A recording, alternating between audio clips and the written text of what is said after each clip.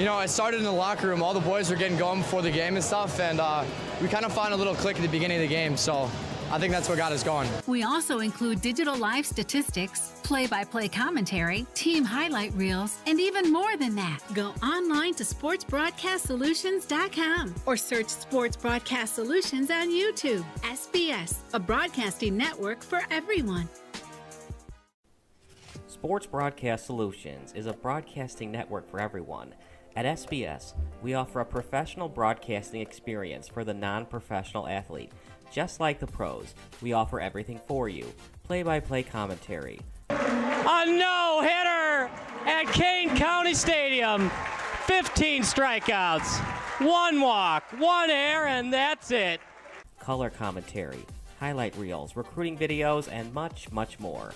Unlike our competitors, we zoom in on the action and always have a live scoreboard with a live time code. If you're ready to have your next sporting event feel like CBS Sports, then make sure to call Sports Broadcast Solutions today. Our phone number is 330-957-7653, or you can go online to sportsbroadcastsolutions.com. SBS, a broadcasting network for everyone. Missing your child's sporting event just plain stinks. But you don't have to worry about that anymore, thanks to Sports Broadcast Solutions. SBS is a live broadcasting network, as well as covering your on-demand needs, recruiting videos, highlight reels, and much, much more. We can broadcast live to any website, and we also post as much on-demand content as you need. For more information about SBS, check out our website at sportsbroadcastsolutions.com. Sports Broadcast Solutions, a broadcasting network for everyone. Sports Broadcast Solutions is a broadcasting network for everyone. Let SBS broadcast your sporting event. We have experience and can generate excitement and permanent digital memories for your team. Tonight. That time, finally a goal for the Stampede! We have professional videographers using high-definition modern-day cameras, color analysts, and play-by-play announcers with state-of-the-art, classy graphical scoreboards to keep you updated. Plus, we have commercials to advertise your team, club, or sponsor, and us. Plus, we do pregame and postgame interviews. Hi, everybody, and welcome to the postgame show brought to you by Marion Central Catholic. My name's Kyle Smith. Well, my name doesn't matter. These young ladies matter. It's senior night as the Hurricanes win a battle down the stretch, 48-46. Hi, I'm Carrie Kramer. I swim 50 breast, 50 free, and 100 back. Whatever your sports broadcast needs, we are at sportsbroadcastsolutions.com. Check us out and become part of the digital sporting world. Sports Broadcast Solutions is a broadcasting network for everyone. Instead of spending hundreds or thousands with all these college recruiting sites, let us put together your college highlight reel. For just a fraction of your potential college scholarship and significantly less than these recruiting services, we got this. In addition, we put together highlight reels for teams, including high school, your club team, or travel team. My teammate gave me a great pass, and I just took it. The other team slashed me, took the opportunity, saw where the goalie was weak, and I just shot it there. Solon, O'Connor, and Marsh back on defense, and Marsh gets a blowout. We got a breakaway at 2-0. A shot, and it's a goal! So 3-3, the power play was officially over. Whatever your sports broadcast needs, check us out at sportsbroadcastsolutions.com. Check us out and become part of the digital world. Sports Broadcast Solutions is a broadcasting network for everyone. For those of you who would like to broadcast or live stream your event, or maybe make a highlight tape, but would like a sponsor to fund the event, SBS has a myriad of ways to advertise your sponsor during our broadcasts. We have commercials. We have on-air reads by the announcers. Albatross Physical Therapy and Wellness specializes in pain-free. We have graphics, and we have watermarks. Finally, Sports Broadcast Solutions can create a commercial for you or your sponsor. Whatever your sports broadcast needs, we are at sportsbroadcastsolutions.com. Check us out and become part of the digital sporting world. Sports Broadcast Solutions is a broadcasting network for everyone. For those of you that just want raw footage of your sporting event, but no play-by-play or color commentary, you just need us to live stream video from the event over the internet. We will live stream your event on YouTube on our Sports Broadcast Solutions channel. In addition, we also have a dedicated channel on YouTube for live streaming at SBS Livestream. And if you need multiple channels, we can utilize Facebook Livestream and Instagram Live on our channel as well. Options include commercials from your sponsors, professional scoreboard graphics are still available, and of course, yes, pre- and post-game interviews are available as an option if you want. We've been working working really hard this whole summer and stuff. Whatever your sports broadcast needs, we are at sportsbroadcastsolutions.com. Check us out and become part of the digital sporting world. Sports Broadcast Solutions is a broadcasting network for everyone. We broadcast sporting events for people of all ages, including adult leagues, high school leagues, and kids. Complete with professional-looking graphics, broadcasters, color analysis, and commercials. We do pre- and post-game interviews with the players. In addition, Sports Broadcast Solutions does highlight films, including college recruiting reels, highlight films you'd see on sports news programs, and just simply highlight films for fun. Sports Broadcast Solutions also provides raw footage and live streams if you'd like. Subscribe to us and listen to our professional talk videos about relevant topics in the pro and college ranks. Whatever your sports broadcast needs, contact us at sportsbroadcastsolutions.com and become part of the digital world. This is Sports Broadcast Solutions, a broadcasting network for everyone. Check us out at sportsbroadcastsolutions.com and become part of the digital sporting world.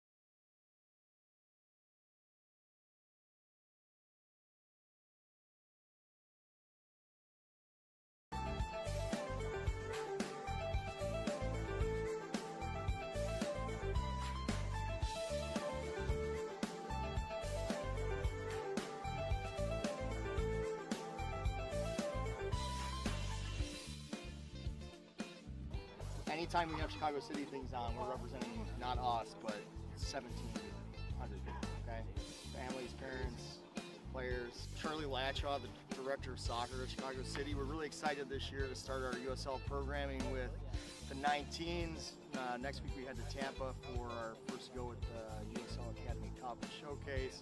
The boys have been in for about a month, so we had them out today just for a little friendly against each other. Tri-City with 19s against our Academy 19s, and then internally here with the 16s and our 19-2s. It's been a really good group, and we're really looking forward to the start of the USL youth setup for ourselves.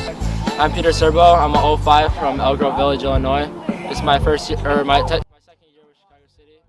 I'm really excited about the USL Academy Showcase because of the ability to play with a bunch of different players. I think it's probably going to be one of the best competitions that I've played against. I did have a debut for the USL 2 team last year in the last game of the season, and it was a really good experience. I got to see what the players like were at that level, and it was a really big physical challenge for me, but hopefully I'm able to show out in the USL Academy Showcase as I was elected as a player to watch. My name's Troy McCarroll, and I'm the head coach of the Under-19s Academy here at Chicago City Soccer Club. And yeah, we have the trip down to USL Academy Cup coming up. We'll leave on Wednesday. Again, it's going to be good. We've got in our group a team from the East Coast, the West Coast, and then obviously us being from the Midwest. So with all of those different styles of play coming together in the one area, it's going to be exciting to see how the boys match up against the different talent. Make sure people leave that weekend, they can say, if someone brings up Chicago City, they can say all good things on and off the field about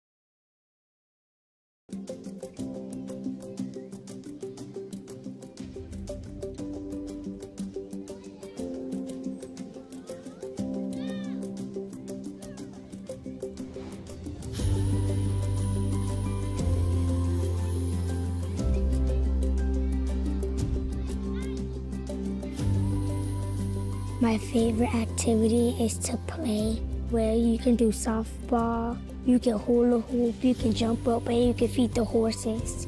And you have monkey bars. One of my favorite memories. I remember we were on a ghost hike, and we were walking, and we heard something rustling in the woods, and then something started chasing us, and we just had to run. We just kept running. It was really funny. My favorite activity is crew challenges. You get to have competition with the other teams and get bragging rights and treats at the end of the competition. You get to meet new people without them acting some type of way, just different out there.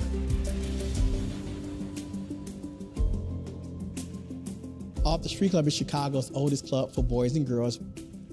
We're proud to be celebrating 123 years of unbroken service to Chicago area children. With the gracious help of Camp Out for Kids, we're able to send over 100 kids to camp, and there, the kids can thrive. And I hope that the folks at Camp Out for Kids understand that. It's there to have a lot of fun in the summertime, but also to help change lives. This partnership is all about changing lives with Camp Out for Kids. During the summertime, that's when all the violence peaks up and you can't just run away from it. It just kind of happens. A lot of us, we grows up in dangerous neighborhood. Camp, it takes all of it away. You don't hear no shots, gunfire, none of that. You hear a lot of birds and trees, kids' laughter, water splashing, all of that stuff. The kids feel untouchable at camp. Camp is a getaway. It's, their secret place where they can just be away from all the things that would otherwise steal their future, steal their summer, and maybe even steal their lives. Growing up in this neighborhood, a lot of kids don't get a lot of opportunities to even travel outside of their community. It's a chance for kids to just be free out in nature. The kids thrive at camp because they can just put a lot of their cares away. They leave them all here, at 290.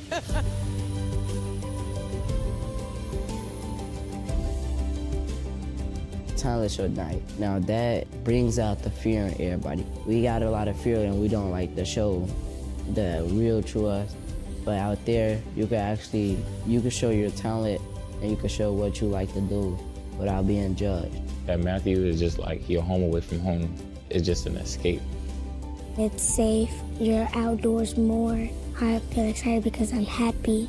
My role as a dream leader is to get up every day, make sure camps go smoothly, and watch out for the younger kids and have fun. Make me feel happy. The best part about Camp Matthew is meeting new people. People with different cultures, people who speak different languages. I have a lot of new opportunities there. Everybody has different growth areas that they need to work on. Do what you need to do, come back in the summer and be a whole brand new person. Knowing that you were a part of being able to provide something for them, it's just that feeling you get that compel you to make this happen for those kids. You see their faces and it's just yeah, this just feels right. The impact of camp is enormous in all the ways that matter. To quote Frederick Douglass, it's easier to build strong children than to fix broken men. And I want to thank each and every one of you at Camp Out for Kids for helping us build strong children. When I'm asked to explain Camp Out for Kids, I think of a story a camper shared with us. When he's at home in the city, he always has his shoes on tied up tight. That way, if he has to run, he can. But when he's at camp, he doesn't wear shoes at all. That describes Camp Out for Kids. Going to camp should not be a matter of luck. Camp Out for Kids wants to empower our youth to live every day like it's camp, and maybe even go barefoot.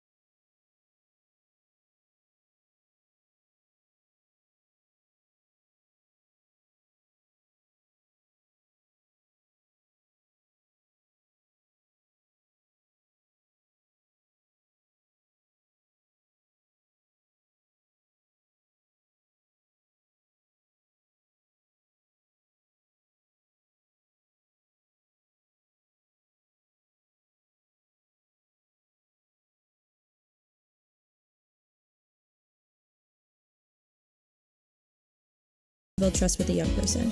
At camp, it takes 6 days. By supporting Camp Out for Kids, you've helped a kid make a new friend, try something new, and discover there are no limitations.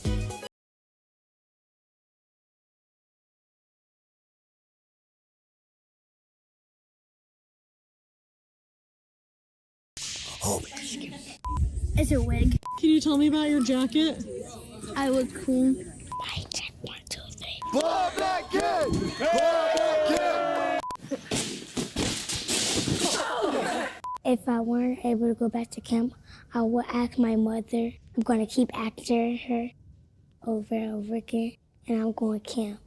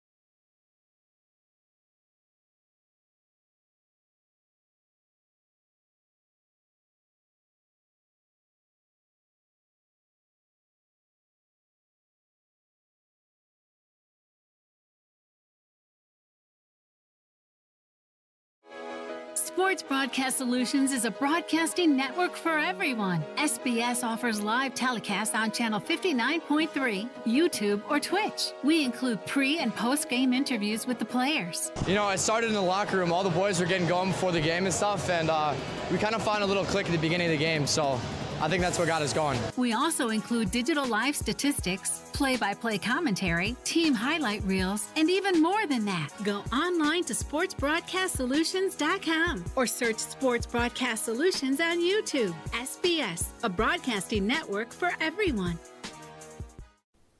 Sports Broadcast Solutions is a broadcasting network for everyone.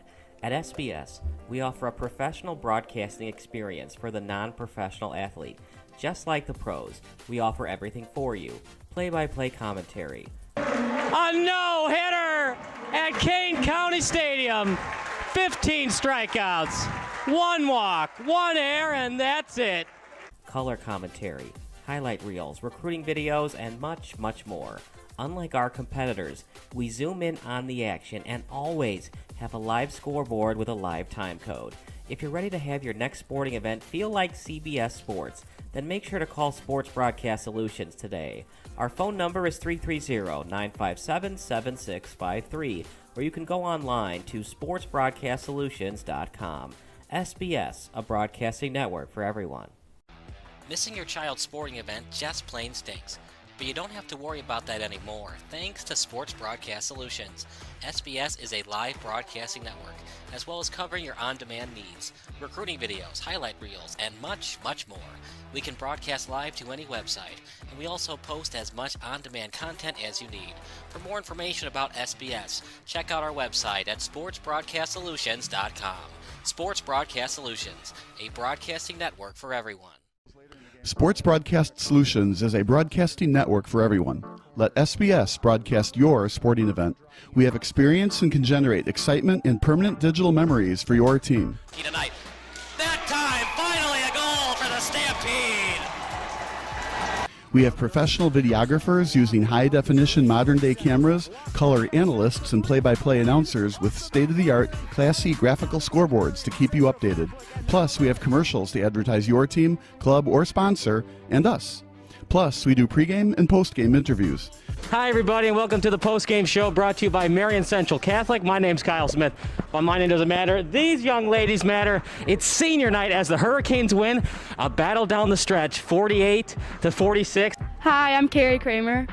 I swam 50 breast, 50 free and 100 back. Whatever your sports broadcast needs, we are at sportsbroadcastsolutions.com.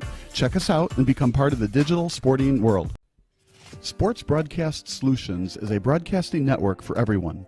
Instead of spending hundreds or thousands with all these college recruiting sites, let us put together your college highlight reel.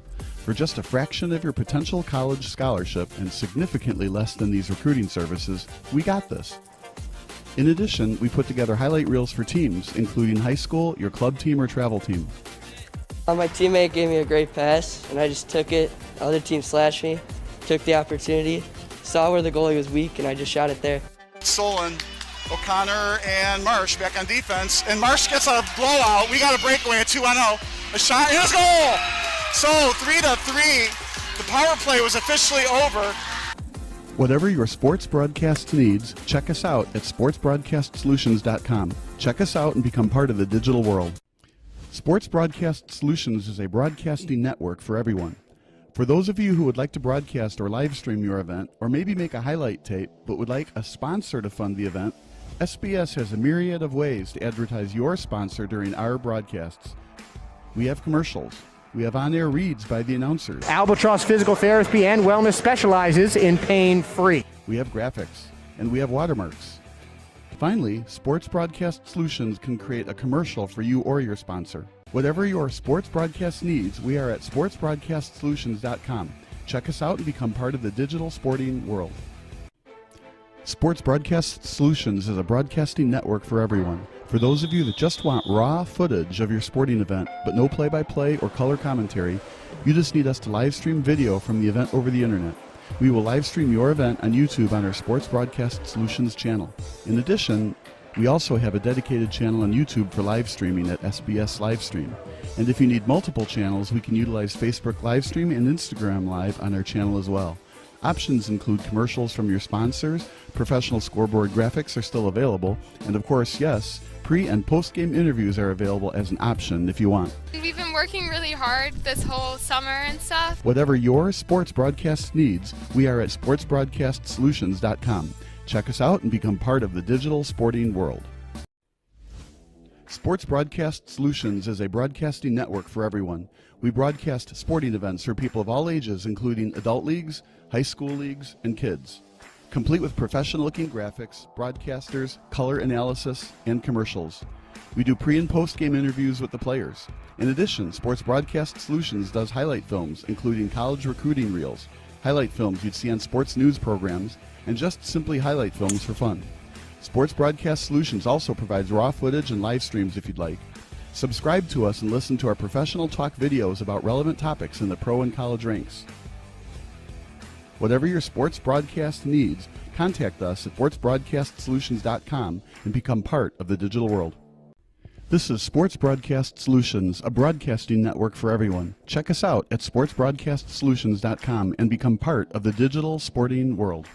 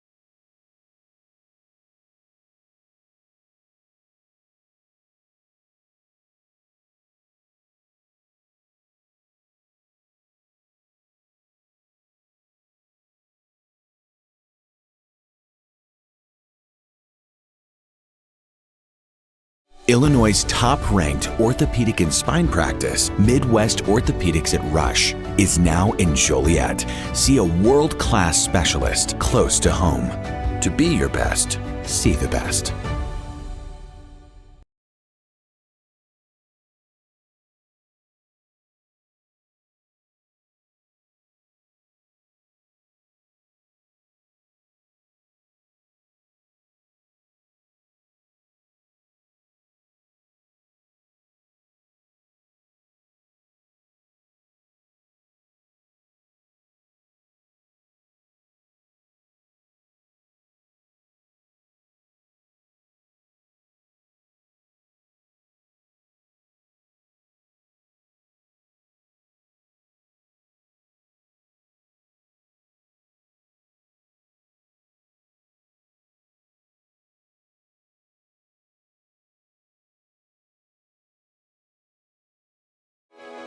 Sports Broadcast Solutions is a broadcasting network for everyone. SBS offers live telecasts on channel 59.3, YouTube, or Twitch. We include pre- and post-game interviews with the players. You know, I started in the locker room. All the boys were getting going before the game and stuff, and we kind of found a little click at the beginning of the game, so I think that's what got us going. We also include digital live statistics, play-by-play commentary, team highlight reels, and even more than that. Go online to sportsbroadcastsolutions.com or search Sports Broadcast Solutions on YouTube. SBS, a broadcasting network for everyone.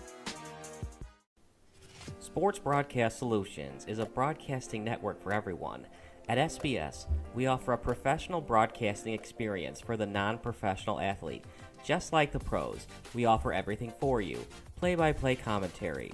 A no-hitter at Kane County Stadium. 15 strikeouts, 1 walk, 1 error, and that's it. Color commentary, highlight reels, recruiting videos, and much, much more. Unlike our competitors, we zoom in on the action and always have a live scoreboard with a live time code.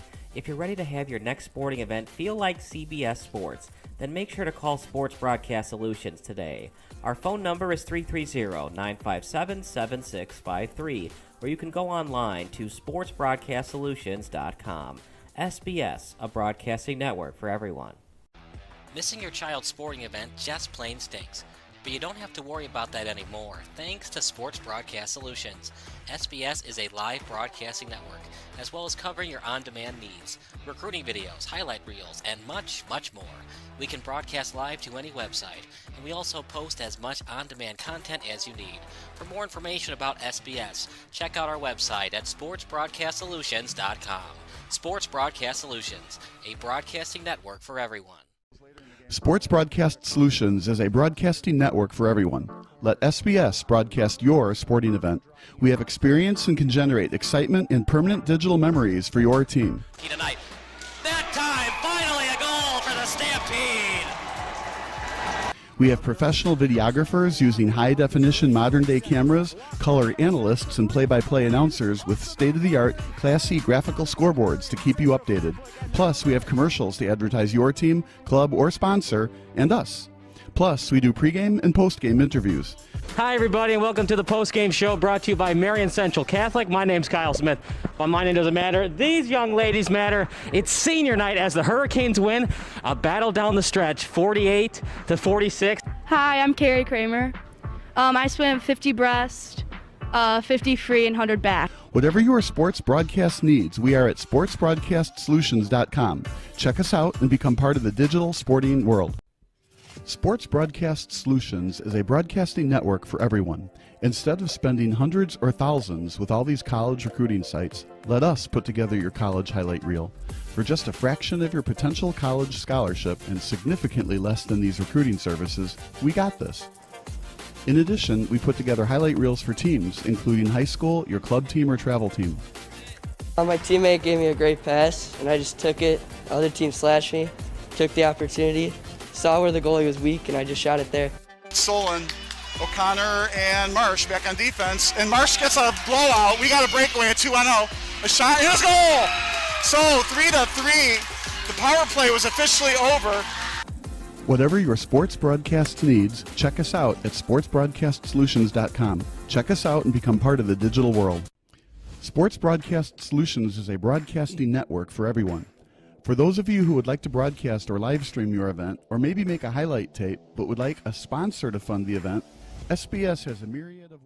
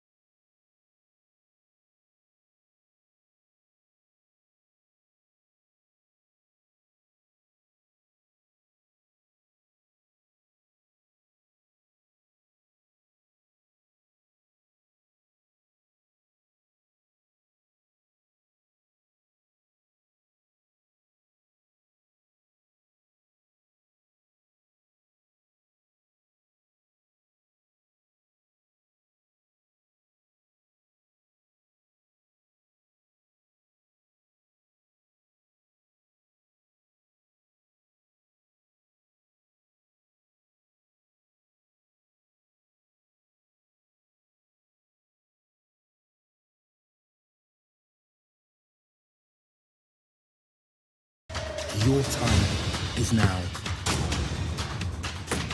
When passion runs through you, become your own hero.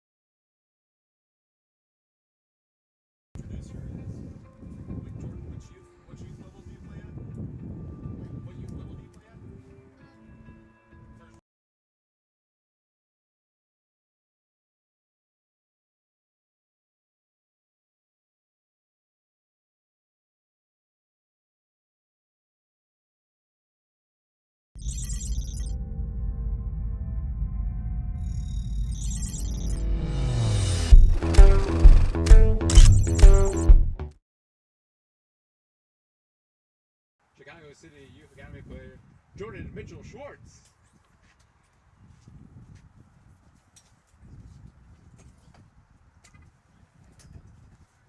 Oh, say, can you see the dawn's early light? What so proudly we hailed by the twilight's last gleaming, whose broad stripes and bright stars through the perilous fights were the ramparts we watched, were so gallantly streaming, and the rockets' red glare, the bombs bursting air, gave proof through the night that our flag was still there. Oh, say does that star-spangled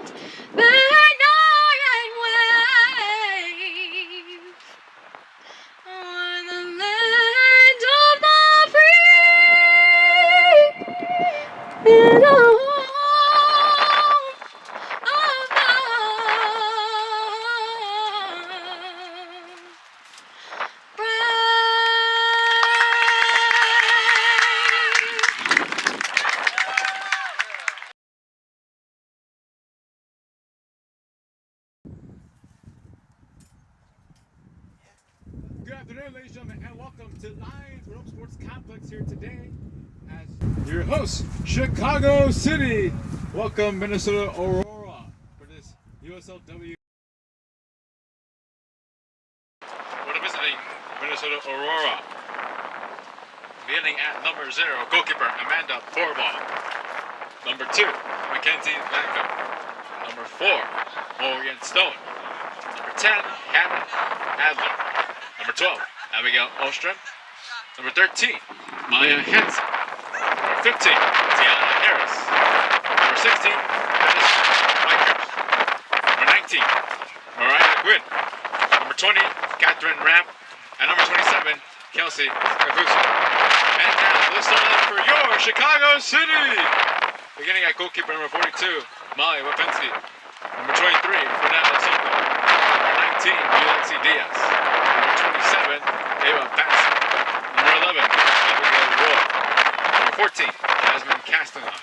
Number 10, Sophia Jamie. Number 15, Kennedy Berger. Number 28, Xcaret Pineda. Number 17, Hannah Reisig. Number 21, Brianna, coached by Lakeisha Combs.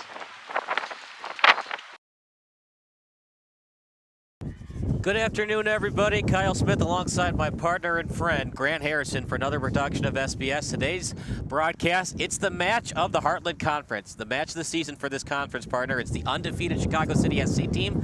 The problem with that is Chicago City SC is 4-0-1.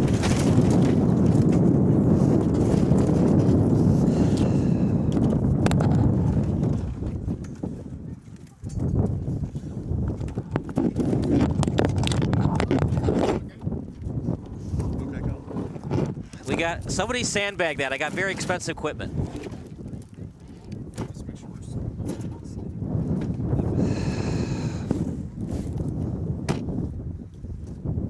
Seriously?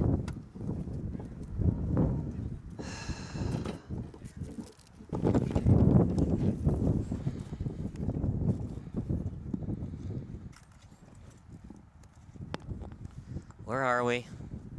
Sorry. No! Let's go to break. Shit.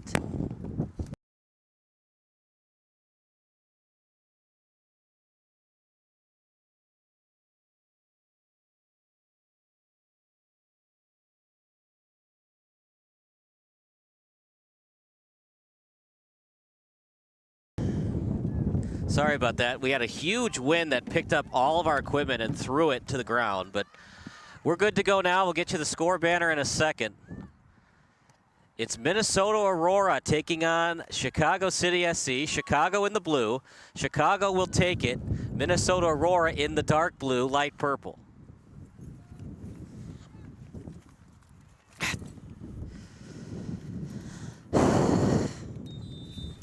And here we go. Soccer has started this 4-0-1 versus 5-0-0 matchup. In this division, Grant, only one team will get in unless you win a lot of matches. You could be that wild card team. Otherwise, got to win the conference to get into the postseason. Well, it's a matter of... Yeah, you're on. Well, it's a matter of, you know, this isn't a battle between 1 and 2. This is a war, a 90-minute war between two giants of the Heartland Conference right here. Chicago City only has one tie on the year. That's the reason they're down there in second. And Minnesota Aurora, what a season they have had. A goal differential this year of 26-1 on opponents. Out to the sideline, Roy goes after it. They went to the championship match last year. They lost 2-1 to Tormenta of Georgia. But for Minnesota Aurora, they've been dominant in the conference. But the thing is, Grant, we talked about it on yesterday's broadcast, and I'll continue to talk about it. Nobody has beaten the men or the women here at Lions Warmup Sports Complex. It is an interesting home field advantage for both the men and the women, and that's something that Minnesota is going to have to deal with today. Well, as you said, home field advantage and home weather advantage today. Yesterday it was a scorcher, and then it started to cool off during the men's game yesterday. But now for the women's game, it is rainy, it is cold. This ball will be moving fast on this turf, and players will be slowed down by conditions. So it'll be interesting to see how both teams adapt after this fast break here. Poorbow is able to get that out and pass the leg of Jamie. After right now is Hansen, the leading goal scorer in the Heartland Conference. Jamie right behind her. So this is a 1-2 matchup. The two best teams in the conference, Chicago, they'll take the tie, but they would love the win. First things first, got to get on the scoreboard, as right now Minnesota will take it. Right at midfield on the throw-in. Both teams with an incredible attack. Chicago with a more traditional style with the 4-3-3, and Minnesota with a 1-5-4. Out at the touchline, now to the 40, and now back to midfield. Tapped over to the touchline as it's sent to Nguyen. Now inside the 40, played by Chicago, out to the defense, and played now to 23. Back out to the goalkeeper in Vapensky. She had that 2-1 big win that keeps Chicago City alive in this postseason race. Watch out for Maya Hansen today from Minnesota Aurora. She is a natural-born striker, and she can do some damage here today against Chicago. Out to Ostrem, and now back out to the goalkeeper in Poorbow. As Xcared Pineda was the one to attack. Off the head, now out to midfield. Kicked over that time by Ostrem. Now out at the 40-meter. And a little bit of too much in terms of aggression by Minnesota, as it'll be a free kick coming up for Chicago City SC. Right now, pretty even right now, partner. You could say Minnesota's winning the ball possession battle, but not by much. Every time it's inside the 22, Chicago's doing a good job of clearing it. Well, these two teams haven't faced each other, and that's key right now, is you don't know what either team is going to do against you. So Chicago right now, they're looking to poke the bear and wake the giant, but they are a giant themselves. They have a great attack and just traditional offense, which will really help them. I'm going to drill that today over the broadcast, but you'll see that traditional offense come out in force today. Only 3 minutes in, and like you said, all that possession going Chicago's way right now. It'll be a throw-in coming up for Chicago. Played to the 22, kicked over to the sideline. Trying to center at that time for Pineda. It does go to Pineda. Now that time off the foot of Adler as Adler plays it. And now out to Kapusi. And now over to the sideline. Chicago in their own territory. Guarded closely that time by Hansen.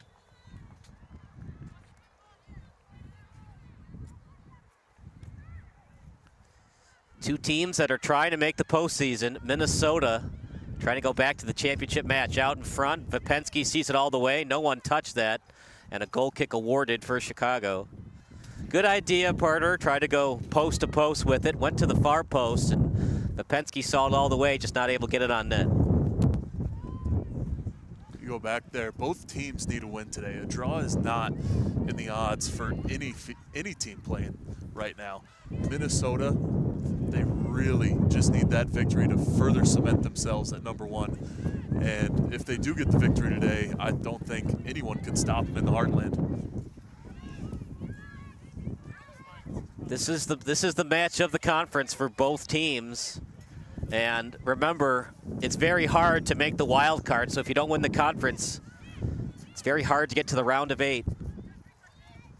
The tie would help Minnesota more than it would help Chicago. So Chicago really needs the win. Expect them to play a little conservative if they take an early 1-0 lead.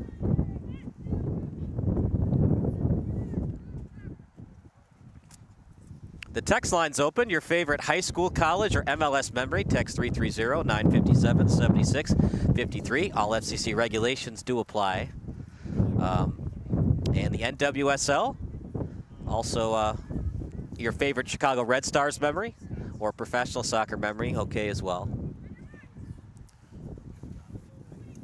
I'd also say, on to that earlier point I made, watch Wynn on that left-hand side. She is really playing aggressive today. It looks like she can come through with a goal. Set up in front, crosser, and cleared by Chicago. Gets set up by Minnesota, but Chicago was up to the task of getting it out. As it was played over to Adler, but offside was Minnesota. Chicago ball. And the problem with Chicago right now, partner, they're having trouble getting it past the 40. What kind of adjustments do they make on offense? Get that ball past the 40-meter, get back on the attack. Well, right now, the only favor for Chicago is coming from the official in the calls. You know, their attack, it's just not there, and their defense is just being pummeled right now by Aurora. You got to find a way, and you got to find a way with your defense. And that's where it starts, to begin the attack, begin the true stoppage, and then find a way to attack the net.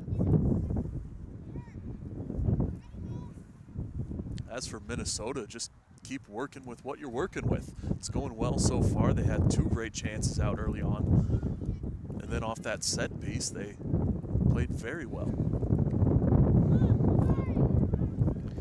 Header out in front and then played out to the post.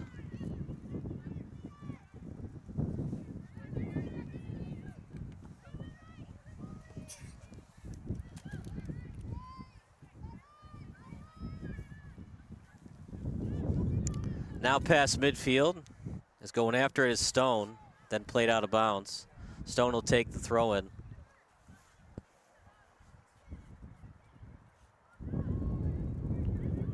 At midfield, played now by Adler.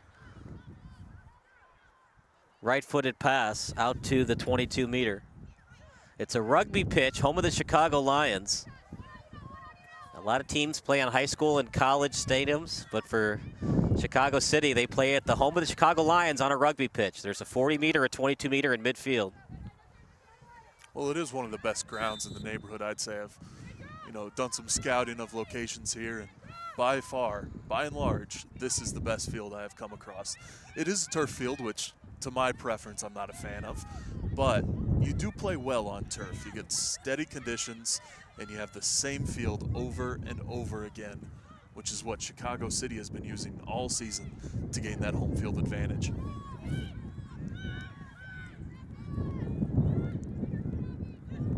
Back out to the 40-meter, now played to the 22. Adler plays it on her left foot. She falls down looking for a call, nothing issued. Ref plays on. Good no call by the ref as both players just playing hard. Now send over to Jamie. Out in front, chance. Cleared by Minnesota as it'll go to the sideline. And we'll have a throw-in coming up. Chicago with great movement on possession. Kicked over to the goalkeeper that time in Pourba.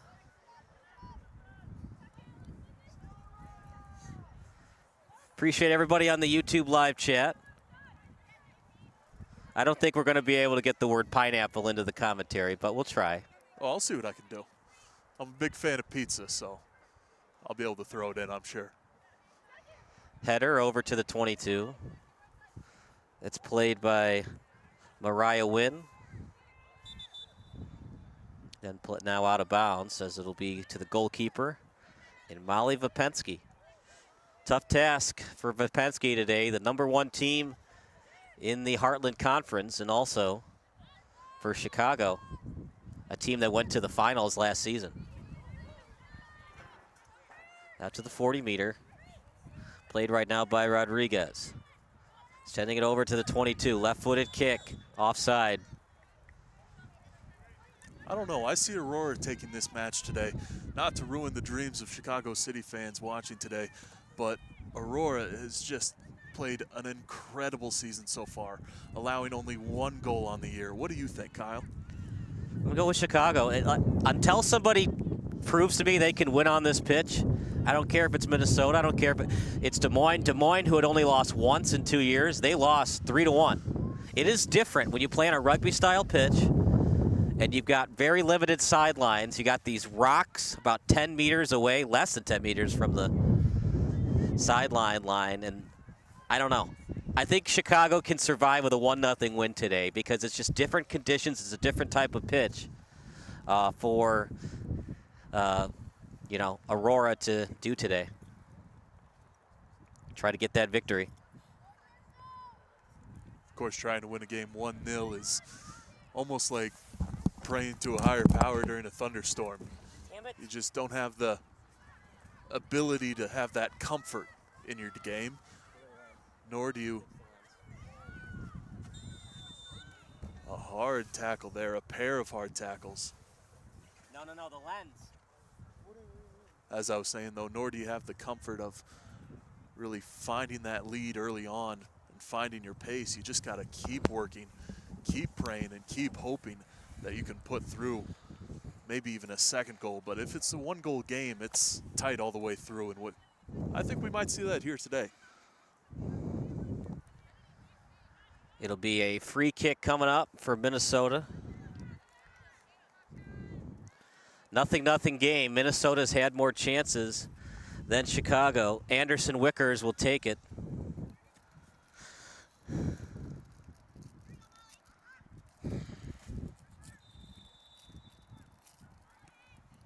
As that shot goes very high over the net.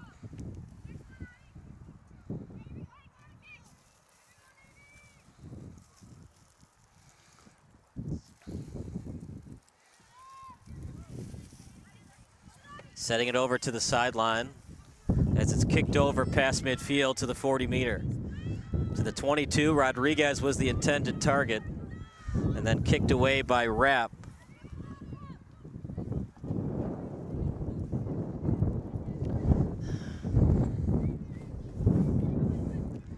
Overhead pass, sent by 23, and it's offside against Chicago.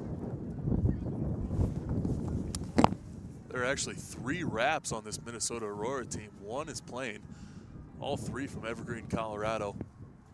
I didn't get a chance to ask either Rap if they were sisters, cousins, family members of some sort, but either way, 3 Raps, 1 team, got the family connection from Minnesota Aurora. 1 Rap on the field right now. Sure, she's got 2 loud supporters on the sideline.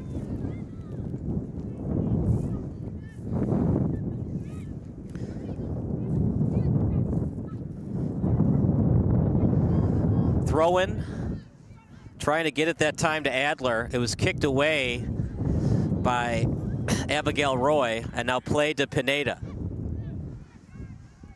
Past midfield.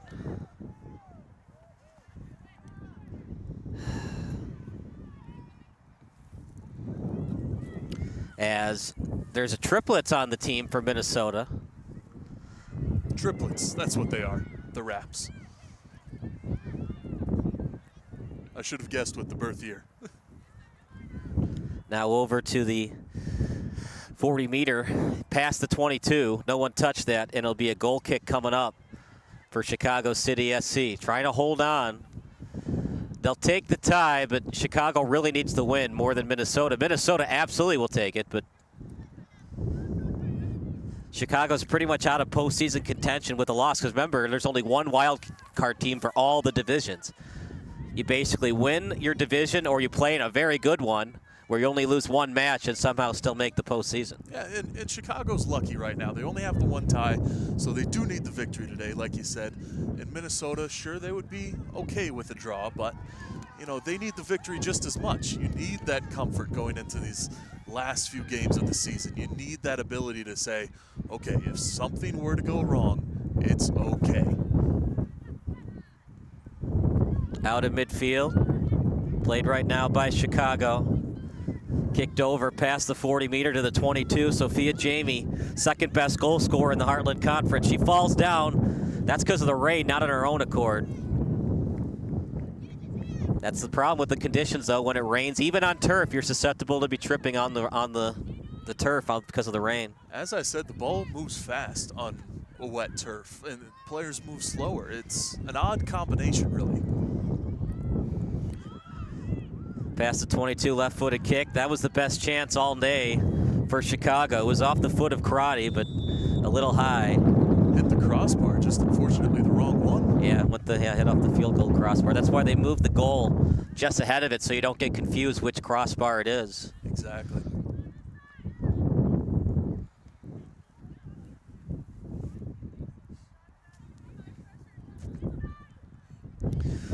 Right now, Minnesota taking their time. Yeah, you want to get a good boot. Because Chicago, what they're going to do, partner, if they steal, they're going to try to maintain their possessions as much as possible. So you know how you see that goalkeepers will boot right off the goal kick? The problem with that is if you boot it too far, sometimes the other team steals it right away.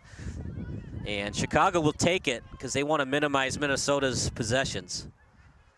And as we see at the men's USL 2 League, we see a lot of goalkeepers that opt to pass it off to the defenders. You might see that from Minnesota today as they try to maximize their possessions. Over to the 40-meter. It's played by Nguyen. Sorry, Wickers. And now over to the 22. Now played by Langdock out in front. Header, another try, left-footed kick, didn't get much on it. Blocked. Another header, still out in front. Chicago trying to clear. Off the right foot, looking for Jamie. Off her foot. Jamie trying to keep it in, and she can't. It'll be a throw-in for Minnesota. Ostrom will take it. Her throw-in to the 22, off her knee. Win on that left-hand side. It's still playing well. Just goes right back to that last goal kick, as you said, Kyle. You know, Chicago, they just came right back on possession there and then coughed it up right into the lap of Minnesota Aurora. Minnesota Aurora has just been in the own end of Chicago ever since.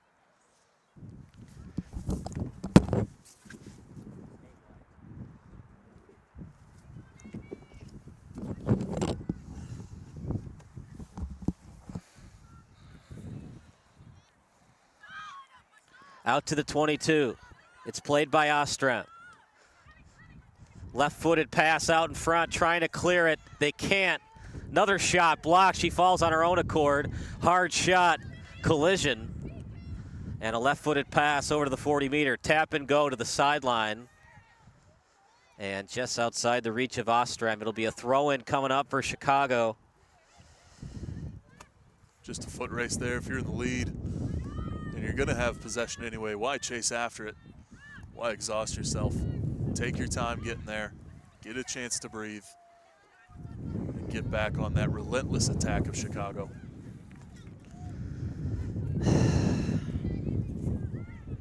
Over to the sideline, and it's going to be a foul committed by Chicago. Free kick coming up. Ostrom will take it.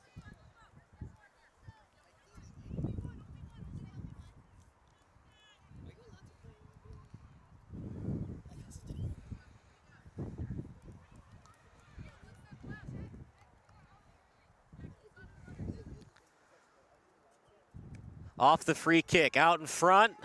That ball still loose, header try, and it's a goal for Minnesota. The setup from Ostrom. The first header unsuccessful, the second one good, and Minnesota leads 1-0. Langdock credited with the header goal, and not the start that Chicago wanted, but partner, when you're playing a great team like Minnesota, they did expect to be down 1-0. They don't want it, but they did expect it. And 1-0 lead for Minnesota. Mackenzie Langdock, she's listed as defense, but she was way up there with that header. The captain from St. Mitchell, Minnesota. What a goal it was to be up there on the cleanup and to be ready for it. Always ready for it, and that's the key word for Minnesota. When you have one striker up there, look at this. It's a goal by Wynn. Wow. 2-0 lead. And I know it's early, partner, but that might be the game. It's so hard for Chicago to even get it past the 40-meter. Now you got to expect them to score twice and not allow any Minnesota goals. 70 minutes left to play, though, Kyle. There is plenty of soccer left in today. And this rain is about to stop here in a couple minutes. You'll head into halftime here in about 25, given the extra minutes. So there is no telling what today has in store. Chicago, though, they won't take this one sleeping. They won't take this one lying down. I know I predicted Minnesota, but Chicago is a tough team to beat.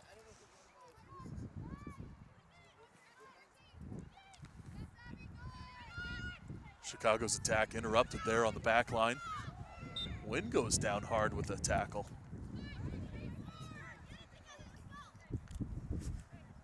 The goal differential, it's over 20 for Minnesota. This is a juggernaut. They have unfinished business from last season, lost in the championship match. Chicago, It's been a great story, but we see how good Minnesota is. This pitch is tough, though. Like we said, Des Moines had only lost one game in their last 2 regular seasons. They lost 3-1 here at Lions for Hope Sports Complex, but Minnesota might even be better than Des Moines when it comes to comparing the men's to the women's teams. Wide open, lack of communication on defense. Ball loose, Vapensky grabs it. Now she has to be perfect, partner, for Chicago to have any type of chance to win or tie today. She gives up another one, most likely a loss for Chicago. So Vapensky's got to be practically perfect, and then Chicago's got to play perfect offense to get at least the tie. Shot, Vapensky there with the save. Not the last possession that we just saw, but the one before that. Wynn had a great opportunity on that left-hand side. Now remember, she had the previous goal for Minnesota Aurora. She almost had 2 goals in the span of about 3 minutes of attack. And as we said, once again, that goal differential by my count now lies at 28-1 in favor of Minnesota. What a season they've been having, and what a dominant attack they continue to present here at the Lions for Hope Sports Complex in Chicago, Illinois.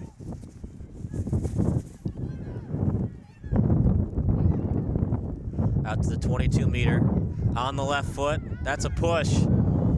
Partner, Chicago got away with that one. That should have been a penalty kick. And here's the problem with that, is if the ref doesn't call that, now he has to consistently not call those type of plays throughout the match. You don't call it there. Where do you call it? That's the question to be asked. I get it. Like, if you give up a penalty kick, Minnesota scores there, it's match over, right? They're up 3-0. But a call is a call. You can't push in the box. That time she fell down before the push. I'm okay without a call there. And that's what's tough about being a ref. You can't let the scoreboard determine how you ref. You have to call from the first minute to the 91st, whether it's 5-0 or 0-0. It's tougher than it looks being an official. Looks like that last body on the ground just came from tripping her own self up with her boot there. Caught her heel. As now Minnesota still on the attack. We haven't seen a chance by Chicago in about 12 minutes. I mean, the last time I've seen Chicago be dominant, I think we were in the single-digit minute mark.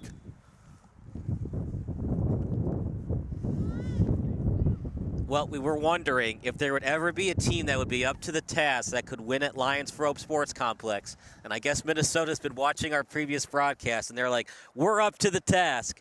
And sure enough, they have been. Just a great job today thus far by Minnesota. Minnesota with a dominant season last year. What a team they have been. What a club they have been.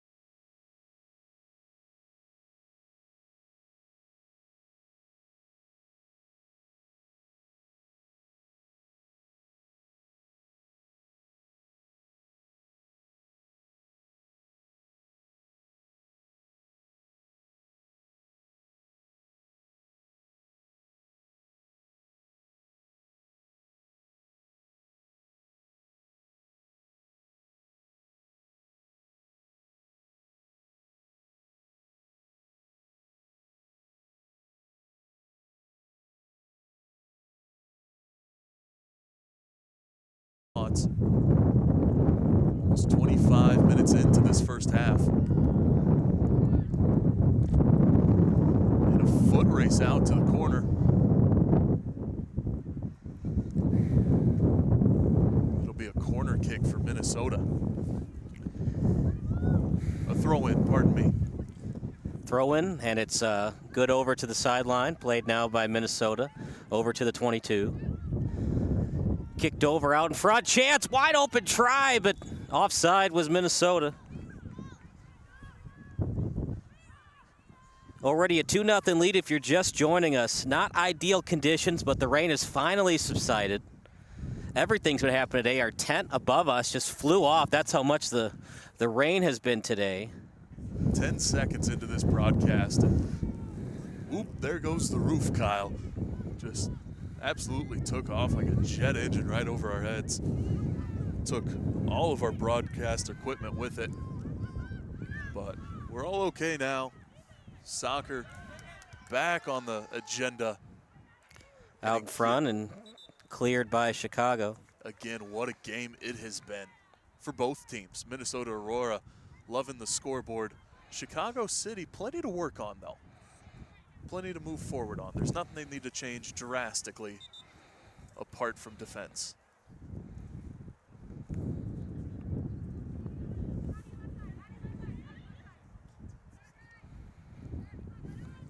Out to the sideline. And X-Carrot Pineda looking for Jamie. A lot of contact. Offsides is the call though. Got to know where you are at all times. Soccer IQ, right? And not just knowing where you are, knowing where your opponents are is key.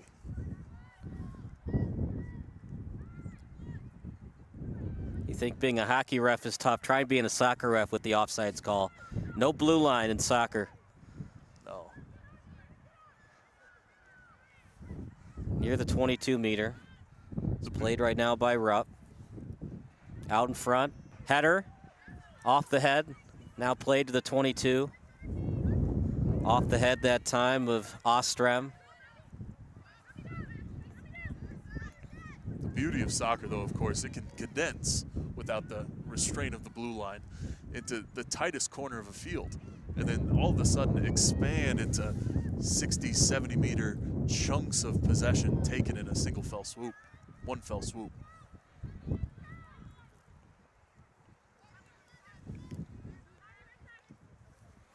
Kicked out to Rodriguez. Rodriguez will play it at midfield, left-footed boot. Chicago has had limited opportunities today as they trail by 2. Lead pass. The battle of 15s, and trying to win that battle at time was Burchell. A lot of contact. Ball did indeed go out of bounds. Corner kick awarded for Chicago as it was last touched by Minnesota Aurora FC. Minnesota setting up deep inside the box here. Chicago City looking to expand a little bit as they come in with a flank from the right-hand side, and Aurora quickly extinguishes the flame that is Chicago. Easy play that time for Porbal. Then left-footed boot. She showed off the boot earlier off the goal kicks, off the punts, but she's also sending it over to defenders.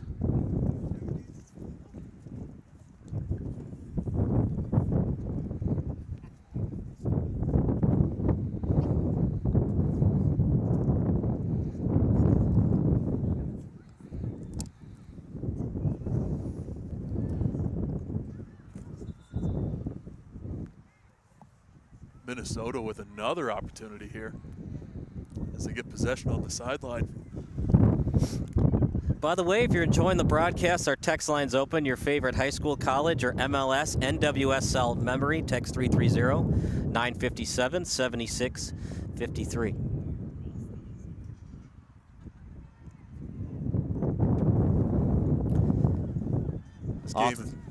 Just going to say off the throw-in. Played over to Chicago. You were going to say, this game is sort of taken not so much a lull as a deep breath here. You know, you can tell both teams trying to figure out what to do. Minnesota, Aurora, trying to figure out how much do we keep pushing, where do we keep pushing, and what is not working for us? How can we extend it to 3, maybe even 4 goals? Chicago City just taken aback almost at Minnesota's attack. Over to the 22. Chicago will play it as they try to clear deep in their own territory. Now to the 40-meter. Off the head. It was off the head of Wickers. As Minnesota maintaining their attack. Looking to clear and does. Turnaround kick that time by Castanon. As in the 32nd minute, a 2-0 lead for Minnesota. They scored, and then a minute later they scored again. That's where we stand right now. Chicago's just had limited opportunities. We talked about the offense for Minnesota, but really the story of this match has been the defense. They have shut down Sophia Jamie. Granted, no Braylon Viamil today, who's been just as good as Jamie this season. And over to the touchline. Not able to get that was Pineda, so the throw-in will go to Ostrom.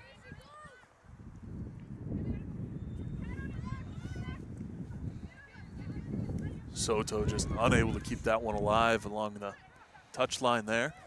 Some contact at midfield. Advantage to Chicago. Could this be the chance that they're looking for? Sent over to Rodriguez out in front. Off the head. Played to Ostrom. She'll head it over to the touchline. Rodriguez trying to play it, but better defense that time. Up to the task was Mariah Wynn. But last touch by Minnesota. Throw in coming up. It'll be Soto. Pineda was there, kicked out again by Minnesota. We'll try it again as inching closer to the corner kick is Chicago City SC. Throw in again. Successful, double team there. And now the crosser out in front, header, it's a goal! Sophia Jamie, her 5th goal of the season. And just like that, Grant, after everything that's gone right for Minnesota, all that matters is the scoreboard. Chicago 1 goal away from tying this puppy up. What vision by Soto with the centering pass, that right field centering pass of a boot, and it just lands at the perfect spot, and it just gets teensy, and bang, there it is, right to the left post. And what a goal it is. All starts once more with Soto. What a centering pass by her to give the opportunity to her teammate. And Chicago City, just like that, they're right back in this thing 13 minutes before half. Well, here we go again. Nobody, I mean nobody, has won at Lions for Hope Sports Complex. Here we go again. Chicago City, 1 goal away from getting the tie. And it would be undefeated, so you could say, well, at least Minnesota tied the match at Chicago Lions for Hope Sports Complex, home of Chicago City SC, but no one this season has defeated Chicago here at Lions for Hope. And here we go again, Chicago trying to make a comeback. I'll tell you though, I still can't get this goal differential out of my head. It's now 28-2 for Minnesota. And you talk about a dominant season, a statistic like that, that's just, it's not a bookmark, it's a whole chapter. But guess what? That was not at Lions for Hope Sports Complex. Throw out the records, you throw out all the stats. Des Moines, only 1 regular season loss in 2 years. And Jackson Wayman was between the pipes, they won 3-1. It wasn't a 2-1 win, it was 3-1. It was kind of dominant by Chicago. Man, Kyle, you love this field like I love pineapple pizza, I'm telling you. Pineapple pizza? I love pineapple pizza. Yeah, don't ever say that on a first date. You won't get a second one. No, it depends. Yeah, you'd have to meet an interesting girl that likes pineapple pizza. Over to the 40-meter. I like SpongeBob and a pineapple under the sea, but not on my pizza. Out to the sideline. So how does Minnesota regroup? They're facing a little bit of adversity right now, playing on this interesting pitch. Off the body, Abigail Roy plays that. Go ahead. I was going to say, like, you give up 1 more goal. Does it start to get into your head a little bit? Nobody has beaten the Chicago men or women on this pitch. It's not so much how do we regroup right now, the question that they're asking themselves, it's how do we continue our attack? It's been in the lull for a little bit, but 2 goals within a minute and almost 3 goals within 4 minutes for Minnesota. It's been an incredible day for them. So many accolades, so many players to look towards and give a pat on the back towards after this first half here in 10 minutes, but it's not a matter of how do we regroup, it's how do we continue that flame. Over to Ostrom. Kicked over to the 22. And how big was that no call that, in my opinion, should have been a penalty kick? They don't issue it.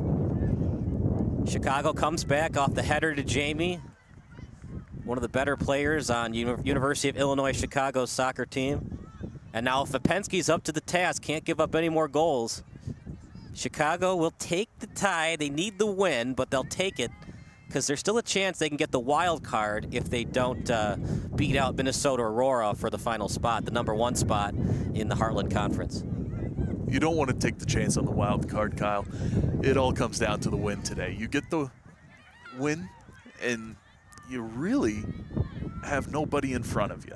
Yes, you do still have Minnesota Aurora. And you have to play them again. Exactly. But it's a matter of how do we feel. And you get the win today, you feel a heck of a lot better than with a draw. Going back to your no call, you're going to have so many points in a game, in every sport, where it's, oh, if we did this, we could have won. If we did this, we would have been in a better position. But you got to set those aside. That is the difference maker between a sports player and an athlete. If an athlete can set aside all the outside factors, all the no calls, all the calls that should have been no calls, they are a great athlete. And I think Minnesota is full of some great athletes. Left-footed boot out to the 40-meter. Yeah, you're definitely going to call that one. Pineda, that was almost a throwdown. Could have been easily been a yellow card. Grant, I'll let you call it, but in my opinion, that might have been a yellow. Adler's unfazed there. Everybody's unfazed. It's contact. It wasn't an injury, you know. Right, but you'll see yellow cards without an injury. Exactly, but I mean, you know, when it comes down to it, this point in the game, it's going to be really difficult to get a yellow card off a contact like that. Great shot by Adler. But Penske has good size for the position, so if you go top shelf on her, you're going to have to just get it right below the crossbar because Penske can get up there and grab them. Or maybe deflect it off the top of the crossbar into the back of the net. That would take some skill. It would. You get that just barely below the crossbar right at the edge of the netting. 2-1 lead for Minnesota. Minnesota has not trailed all game. They scored pretty quickly in the first half, and then a big-time header by Sophia Jamie. And just like that, Chicago could get a 2-2 tie today. How big was that tie to Bavarian? As both teams would be 5-0-0. That shot just goes a little bit wide. Minnesota doesn't seem phased a little bit. They're still keeping their attack on offense and making trouble for this Chicago City defense. They're forcing Chicago to go end to end. And that's the attack I was talking about earlier, Kyle. You know, again, they don't need a regroup. They don't need a reset. They don't need a change of game plan. They need to keep working with what they're working with. And you're going to come out a very happy team today.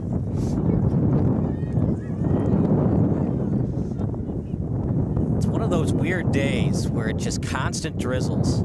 It's just like a little annoying. It doesn't impact our broadcast that much, but it's just annoying enough to get out the towels and get rid of the lens and put towels on the laptops.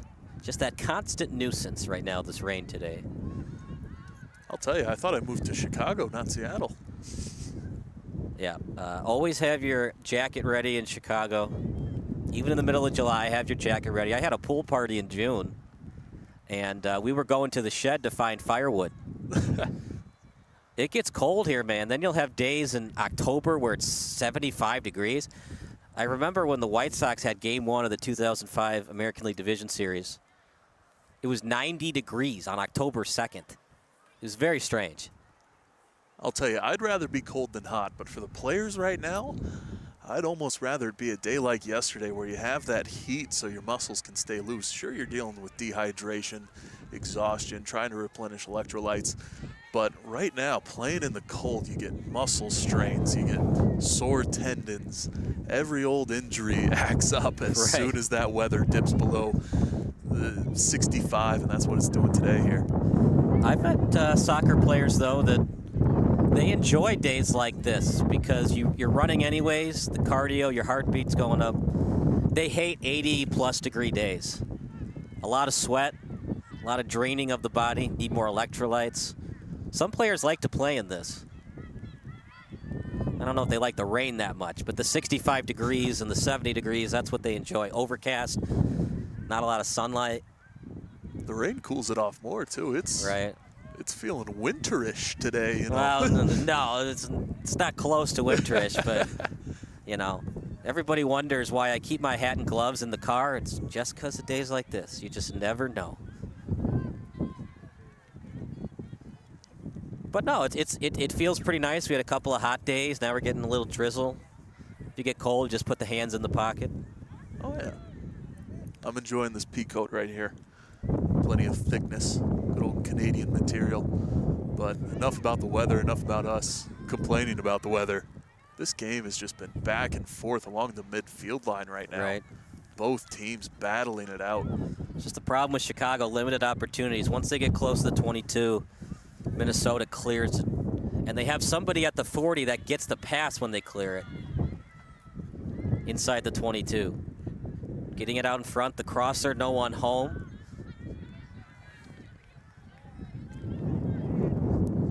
Soto was there, but she couldn't touch it. And it'll be a throw-in awarded for Minnesota Aurora FC. It'll be Mariah Wynn.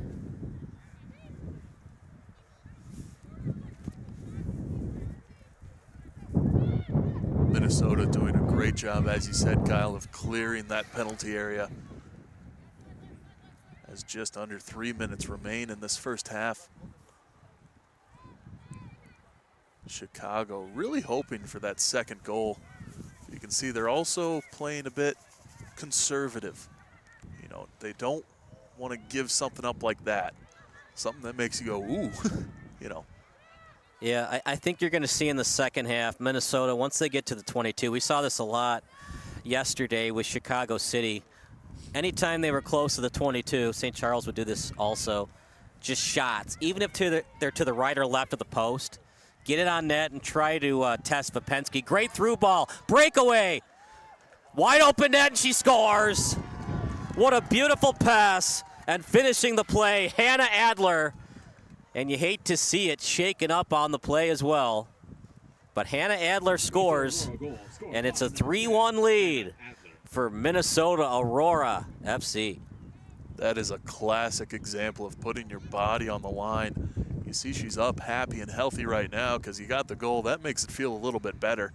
But at the same time, you went down so hard just trying to set up your teammate. As she gets the clap and thank you from Braylon there, number 2. But she is limping hard as she crosses midfield and gets set to go. We'll keep an eye on number 20, Paige. You said 20 for Chicago or 20 for Minnesota? 20 for Minnesota, pardon me. Catherine Rapp, yeah. You blew it. I blew it indeed. I blew it indeed. I got my rosters mixed up. You ever seen Billy Madison? Oh, yeah. You blew it. I'll show you growing up. What was that, Ernie? Oh, nothing. See you in class, Miss Vaughn. Stop staring at me, Schwan. You blew it. On the bright side, Minnesota Aurora, you put the exclamation point in it. What a goal there. Going back to it. Vapensky had she really had to do that because it was going to be a point-blank shot. Those are hard to save in their own right. She comes up to cheat up. Goalie knows, though, when I cheat up, Unless I have help from my defenders, it's going to be a wide open pass to the right post, and sure enough it was. No choice for Popensky. She cheats up. 3 goals she's given up. Really none of them are her fault. Just constant pressure today by Minnesota. That's just the thing, is the ball has to work through 10 others before you can put the blame on the goaltender. It's not the keeper on any of these goals. It's just a matter of Minnesota playing an incredible attack. Rapp with the ball back there, looking pretty healthy. And there's still a chance for Chicago to make the postseason if they lose today. Much better opportunity for them to make the playoffs if they can afford the tie. It's asking a lot, though. You talked about the goal differential for Minnesota. It's just not a team that gives up 3 goals. To get the 1 point, you're going to have to score twice more. Offside committed by Minnesota. Actually, no, they're going to call the half. They call it just after the 45th minute. And a 3-1 lead for Minnesota. So in all Minnesota today, we were worried about that coming into the broadcast. Chicago, they have a lot of work to do at halftime. What say you, partner? I haven't seen enough from Chicago to think they're going to score twice and hold Minnesota scoreless in the second half. Minnesota is the story of every successful team I think I've ever seen. They know how to win, and they don't believe in winning. They live winning, and that's just what Minnesota Aurora has done today. Chicago City, they got to look for an answer in halftime, and I don't know where that answer is going to come from. So we'll take a break, then we'll give you some Stat Crew halftime analysis. You're watching SBS, a broadcasting network for everyone.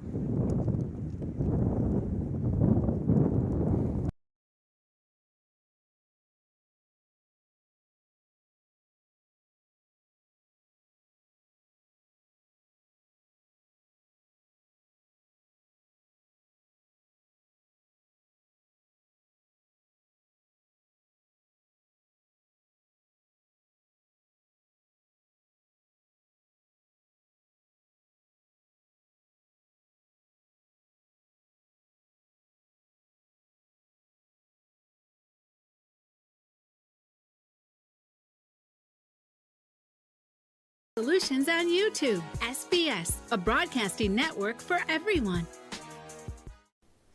Sports Broadcast Solutions is a broadcasting network for everyone. At SBS, we offer a professional broadcasting experience for the non-professional athlete. Just like the pros, we offer everything for you. Play-by-play commentary. A no-hitter at Kane County Stadium. 15 strikeouts, 1 walk, 1 error, and that's it. Color commentary, highlight reels, recruiting videos, and much, much more. Unlike our competitors, we zoom in on the action and always have a live scoreboard with a live time code. If you're ready to have your next sporting event feel like CBS Sports, then make sure to call Sports Broadcast Solutions today. Our phone number is 330-957-7653, or you can go online to sportsbroadcastsolutions.com. SBS, a broadcasting network for everyone. Missing your child's sporting event just plain stinks. But you don't have to worry about that anymore, thanks to Sports Broadcast Solutions. SBS is a live broadcasting network, as well as covering your on-demand needs, recruiting videos, highlight reels, and much, much more. We can broadcast live to any website, and we also post as much on-demand content as you need. For more information about SBS, check out our website at sportsbroadcastsolutions.com. Sports Broadcast Solutions, a broadcasting network for everyone. Sports Broadcast Solutions is a broadcasting network for everyone. Let SBS broadcast your sporting event. We have experience and can generate excitement and permanent digital memories for your team. Tonight. That time, finally a goal for the Stampede! We have professional videographers using high-definition modern-day cameras, color analysts, and play-by-play announcers with state-of-the-art, classy graphical scoreboards to keep you updated. Plus, we have commercials to advertise your team, club, or sponsor, and us. Plus, we do pregame and postgame interviews. Hi, everybody, and welcome to the postgame show brought to you by Marion Central Catholic. My name's Kyle Smith. Well, my name doesn't matter. These young ladies matter. It's senior night as the Hurricanes win a battle down the stretch, 48-46. Hi, I'm Carrie Kramer. I swim 50 breast, 50 free, and 100 back. Whatever your sports broadcast needs, we are at sportsbroadcastsolutions.com. Check us out and become part of the digital sporting world. Sports Broadcast Solutions is a broadcasting network for everyone. Instead of spending hundreds or thousands with all these college recruiting sites, let us put together your college highlight reel. For just a fraction of your potential college scholarship and significantly less than these recruiting services, we got this. In addition, we put together highlight reels for teams, including high school, your club team, or travel team. My teammate gave me a great pass, and I just took it. The other team slashed me, took the opportunity, saw where the goalie was weak, and I just shot it there. Solon, O'Connor, and Marsh back on defense. And Marsh gets a blowout. We got a breakaway at 2-0. A shot, and a goal! So 3-3. The power play was officially over. Whatever your sports broadcast needs, check us out at sportsbroadcastsolutions.com. Check us out and become part of the digital world. Sports Broadcast Solutions is a broadcasting network for everyone. For those of you who would like to broadcast or live stream your event, or maybe make a highlight tape, but would like a sponsor to fund the event, SBS has a myriad of ways to advertise your sponsor during our broadcasts. We have commercials. We have on-air reads by the announcers. Albatross Physical Therapy and Wellness specializes in pain-free. We have graphics, and we have watermarks. Finally, Sports Broadcast Solutions can create a commercial for you or your sponsor. Whatever your sports broadcast needs, we are at sportsbroadcastsolutions.com. Check us out and become part of the digital sporting world. Sports Broadcast Solutions is a broadcasting network for everyone. For those of you that just want raw footage of your sporting event, but no play-by-play or color commentary, you just need us to live stream video from the event over the internet. We will live stream your event on YouTube on our Sports Broadcast Solutions channel. In addition, we also have a dedicated channel on YouTube for live streaming at SBS Livestream. And if you need multiple channels, we can utilize Facebook Livestream and Instagram Live on our channel as well. Options include commercials from your sponsors, professional scoreboard graphics are still available, and of course, yes, pre- and post-game interviews are available as an option if you want. We've been working really hard this whole summer and stuff. Whatever your sports broadcast needs, we are at sportsbroadcastsolutions.com. Check us out and become part of the digital sporting world. Sports Broadcast Solutions is a broadcasting network for everyone. We broadcast sporting events for people of all ages, including adult leagues, high school leagues, and kids, complete with professional-looking graphics, broadcasters, color analysis, and commercials. We do pre- and post-game interviews with the players. In addition, Sports Broadcast Solutions does highlight films, including college recruiting reels, highlight films you'd see on sports news programs, and just simply highlight films for fun. Sports Broadcast Solutions also provides raw footage and live streams if you'd like. Subscribe to us and listen to our professional talk videos about relevant topics in the pro and college ranks. Whatever your sports broadcast needs, contact us at sportsbroadcastsolutions.com and become part of the digital world. This is Sports Broadcast Solutions, a broadcasting network for everyone. Check us out at sportsbroadcastsolutions.com and become part of the digital sporting world.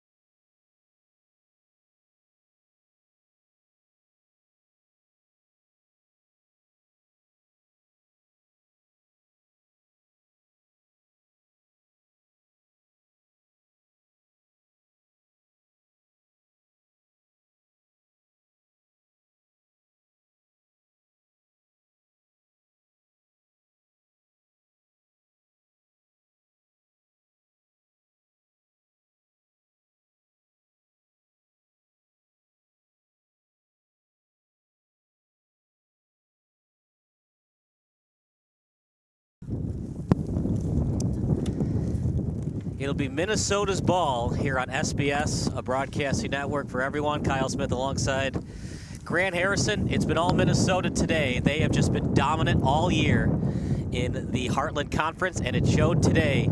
Only one shot on goal. That includes shots, that includes everything. 9 shots for Minnesota. Very impressive, partner. Impressive is, to put it lightly. Minnesota, they have been absolutely dominating today, and I predicted it. Win from the left-hand side. What an attack she has had. She has 1 goal on the day. Believe she got in there on the previous goal, that 3rd goal for Minnesota, and in some form of an assist, although not registered on our stat sheet. But I did see her participate. I'll say that. Yeah, we got Stat Crew today. We will send both team stats after the game. Yes, but Wynn has just been dominant today, as well as all of Minnesota. What a game these girls are having.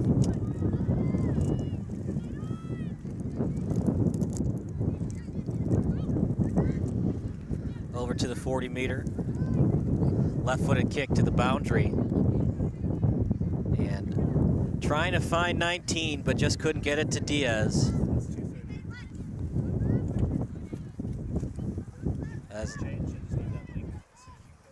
As Langdock will play it to the 22. Now over to the other 22. Minnesota playing back, but it's a tough combination with Chicago City in an aggressive 4-3-3.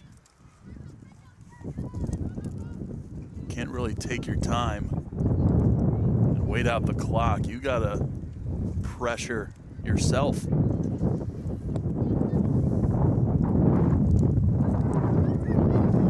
Inside the 22, Chicago looking to make it a 3-2 lead, 3-2 deficit. And kicked out of bounds. It'll be a corner kick awarded to Jamie and Chicago City SC. Just heard that air taken out of the crowd right there. They thought that one was going in. Heck, from this angle, I thought it was going in as well.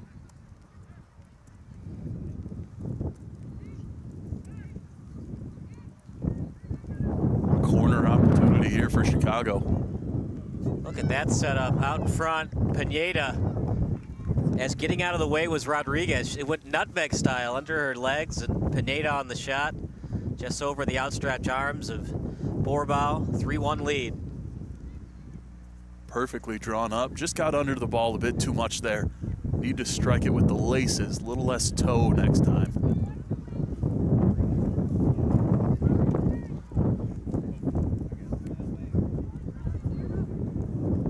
Header, as was headed away by Burchell. Now back to Borbau. Wouldn't that be something, though, if Chicago City women can maintain the undefeated record at home and at least get the 3-3 tie? It would be something indeed, but the question is, what do you do to get in a position like that? Every attack of yours has just been stopped almost immediately by Minnesota. Once you're in that penalty area, you gotta fire a shot on net, and it's gotta be a clean shot if you want any chance of redemption here in this second half. Over to the 22, as it's played over to Soto. She tried to keep it in, but couldn't. Adler, who made it 3-1. They have a lot of good goalies to Chicago, including Lauren Kaiser, who's second all-time in shutouts in UIC history. But this just Minnesota team, I'm going to say it right now, partner. I think they're the favorites to win it all. They went to the championship last year. They played a tough game.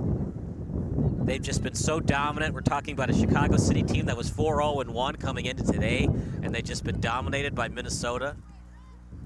We were talking about this great franchise that is Minnesota Aurora, and you said it right there. They have a shot at back-to-back this year. Yep, going to the championship game. You can see it right in their eyes today as they're playing like they are in the championship game right now. If you're Chicago, do you stay aggressive or do you play a little conservative the rest of the match to maintain the lead and get that W? You need to play aggressive. There's no other option right now but to get a goal, and you need it quickly so that you can find that third goal if it ever comes. You can find it with time to spare. It's just a great team, Aurora. You look at the leading goal scorers in the Women's League. The Long Island Riders have the most goals scored, and that's just because Minnesota, they have a lot of different options. It's not one go-to player. It's not just Hansen. Everybody else on this team can score when needed. Chicago has that as well, although they prefer to get the ball into the feet of Jamie or Viamil. No Viamil today. Even if she played, I still don't know if Chicago City would win. It might be closer. It might be 3-2 instead of 3-1 right now, but I don't know. Just this Minnesota team is just so good. In any game of Minnesota, you're going to have multiple goal scorers. There's very rarely going to be a time in a game for Minnesota Aurora where someone's going to get a hat trick. It's because everyone on this attack, everyone on this team can be deadly. Right now, Bailey DeSmit from Christos FC with 12 goals. We talked about the Long Island Rough Riders. San Francisco Glens, Nadia Gomes with 7. Some contact down there. A little O from the crowd, but uncalled.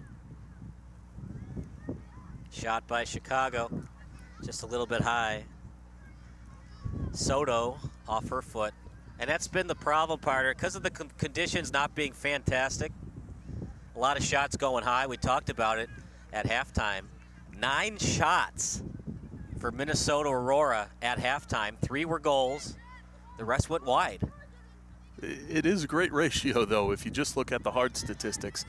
But those wide shots just come down to footing. You can't really find the same pace and force on the ball, as well as the style of kick you choose, as you do on a wet turf field like this. Popensky did not have a save in the first half. Everything was going wide or in the back of the net. It is tough to shoot in conditions like this. And for Chicago, only 1 shot in that first half that went into the back of the net.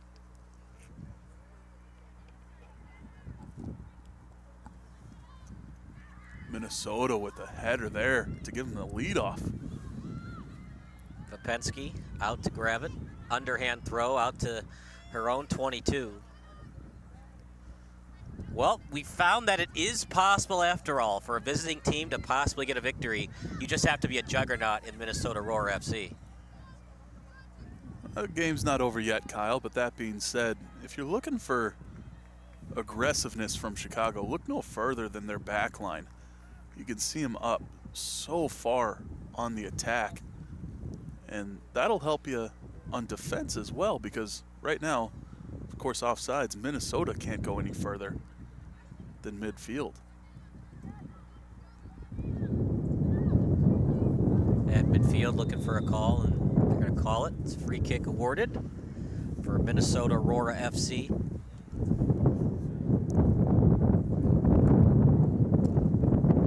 It's a very windy day in Chicago. It's one of the reasons it gets the nickname the Windy City. Do you know the other reason, Grant, it's called the Windy City? It was a former mayor, correct? Is that it? You're kind of right, but what about the mayor? I believe his nickname was Windy, or I might be wrong. No, no. I blew it, didn't I? You blew it again. You're 0 for 2. You need to choke up with the bat. I knew it was some connection to a politician and a nickname. Yeah. Why don't you tell me the story, though? Windy City politics in Chicago. Okay. Back and forth like the wind. Yeah. Gotcha. But it is very windy when you go to a sporting event at Guaranteed Rate, Wrigley Field, or Soldier Field. Past midfield. Now here comes Chicago. Lead pass, setting it up to Jamie. As Jamie trying to keep it in, and will. It was off the foot of Grizik on the pass. She can't keep it in, though. And it'll be, actually they're going to call her offside. And offside committed by Jamie. It's a goal kick awarded. I was saying it just the other day after we wrapped up the broadcast of the men's side. It is an odd combination how you get the winds from the east, but all your weather comes from the west, you know? Welcome to Chicago, partner. Yeah. Nothing makes sense. I'll tell you what does make sense right now is this attack from both teams. It's still either team's game. I don't know. Every time that Chicago gets inside the 40, you got 2 or 3 defenders right on Jamie's tail. And they're forcing somebody else but Jamie to beat them because they saw the header, they saw the stats coming into today's match. They know Viamil's not playing. And one of the reasons that Viamil might not be playing, not just because of injury, because it's a summer league, so they'll rotate players. I'll tell you though, Chicago just needs that lifeline. They get that one goal, I think it could be different. It had all night to rain, but it waited until the morning of our broadcast to start raining, but finally it's starting to subside. And the goals are starting to subside. We had 4 in the first half. Nobody scored yet.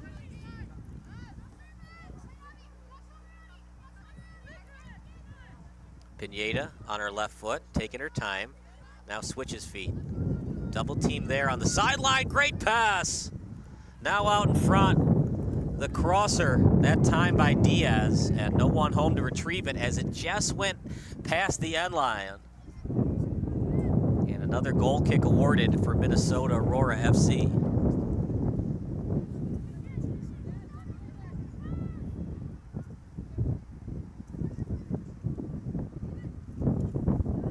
We'll give you the upcoming schedules for both teams in a minute. Good luck for anybody that plays Minnesota. If Chicago can't beat them, I don't know who can. That's a foul committed by Chicago.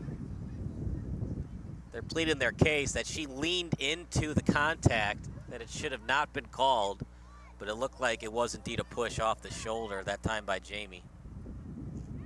They haven't called a lot though, partner, including what I thought it should have been a penalty kick on this side of the pitch. They didn't call it. Jamie scored to make things interesting, a 2-1 deficit, and then Minnesota scored right after that to make it 3-1 just before halftime. What gets called and what does not get called, it's how do you respond to things not being called. Things are not going to go your way at any point in a game. These are the things you buff out at practice when it's just your 11, your core team. What do you work on? And right now, Chicago City, it doesn't look like they've been working on the second half as Minnesota has planned this game out for weeks. It'll be a free kick coming up. Actually, no, throw in. She had it inside the sideline and then picked it up for the throw in. It's a throw in to Jelena. And it's stolen away by Pineda. Bilic just checking into this game. Stolen away by Chicago. Pineda will take it. Centering pass, can't retrieve it. And the ball will go out of bounds. Last touch by Minnesota, throw in. As Soto will take the throw in. Out to midfield, Rodriguez the intended target. Up in the air, still at the sideline, stop and go move. And falling to the turf, bodies flying, but we still play on. Now to the far touchline, playing it back. And then feeding it over, Rodriguez over to Jamie.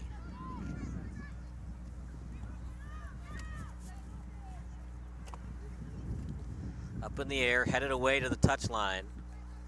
As that went off a player out of bounds before coming back into play. Out to the touchline and offside with Chicago. Minnesota ball here, and you talk about too late, Kyle. If you don't get something in the next 5 minutes, I think that's when it's gonna start, either too late or Chicago looking for an all-out assault against Minnesota. A nice turnover here though, but quickly taken back by Minnesota. The goal differential, impressive. It was 26-1 coming in today, now 29-2. I guess that says something about Chicago. They've only given up 2 goals, and one of them was to Chicago City SC. I guess that's something to say about this pitch. Also something to say about just this league in general. The competition is just immense, even with a team as dominant as Minnesota. Chicago City, another dominant team by all regards, still has that chance, still has that opportunity here today. The only teams that have scored on Minnesota are the Chicago teams. Chicago Dutch Lions lost 6-1. Chicago City losing 3-1 right now. Free kick, a lot of hang time on it. Headed away by Chicago. Now Minnesota after it. As Addison Wickers was the closest player, and now over to midfield. Past the 40. Left-footed kick, trying to keep it in, and does. Now back to the 50. Turnaround kick. Now back over to the 40-meter. Inching closer is Minnesota. Lead pass. Vapensky cheats out of her net and grabs it with both arms. Right into the lap there. Textbook save by Kapinski. It's a tough task for Chicago. Can you find a way to score twice, not give up any more goals? A Minnesota team that has not given up more than one all season long. But this is a Chicago team. They have scored a decent amount of goals at this home pitch.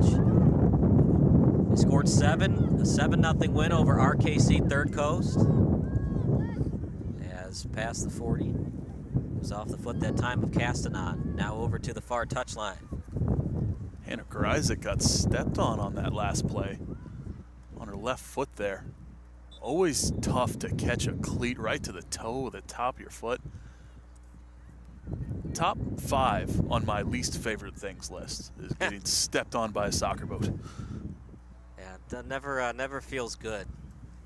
Get touched off the cleat. I mean, rugby too. You get stomped on by a cleat. Doesn't feel good either.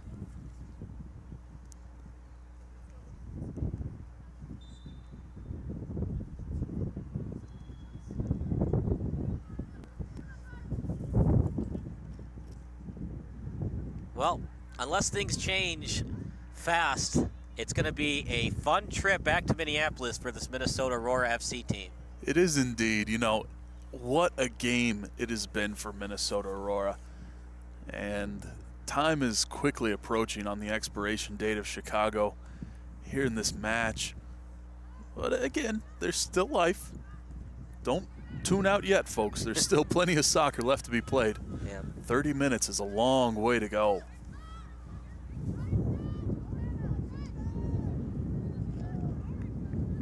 But as you said, if it remains, if the tides stay the same, this will be a great day for Minnesota, as it's a breath of fresh air. You know, it's a relief to be able to come out of here with the victory.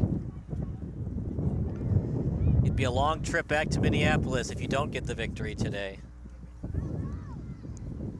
And even if they get the tie, I'm sure Minnesota would not be happy leading most of this match. You just haven't seen enough on offense for Chicago to think they're going to score twice. And even if Chicago were to score twice, Minnesota has enough on offense to squeeze by with the 4-3 win. It all comes back to that quick pair of goals within a minute.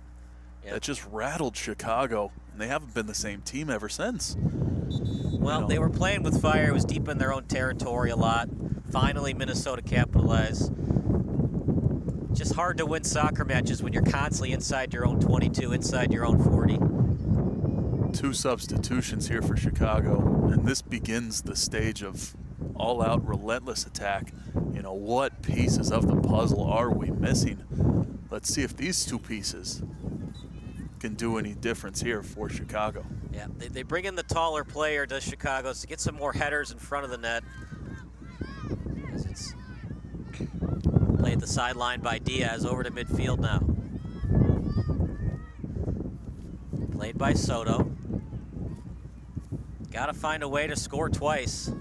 You'd like to get some momentum into your next match.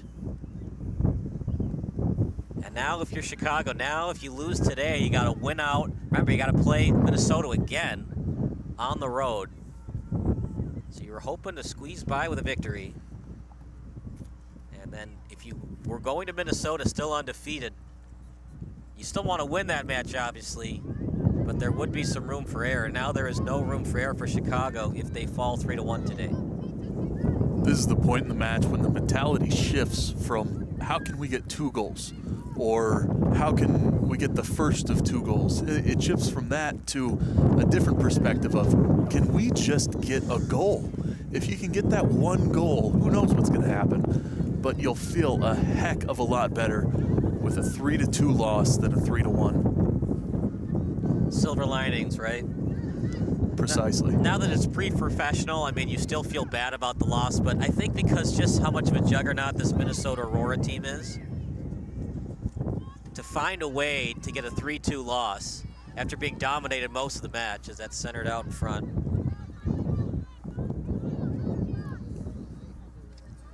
Now play at the sideline, Jamie on it, on her foot.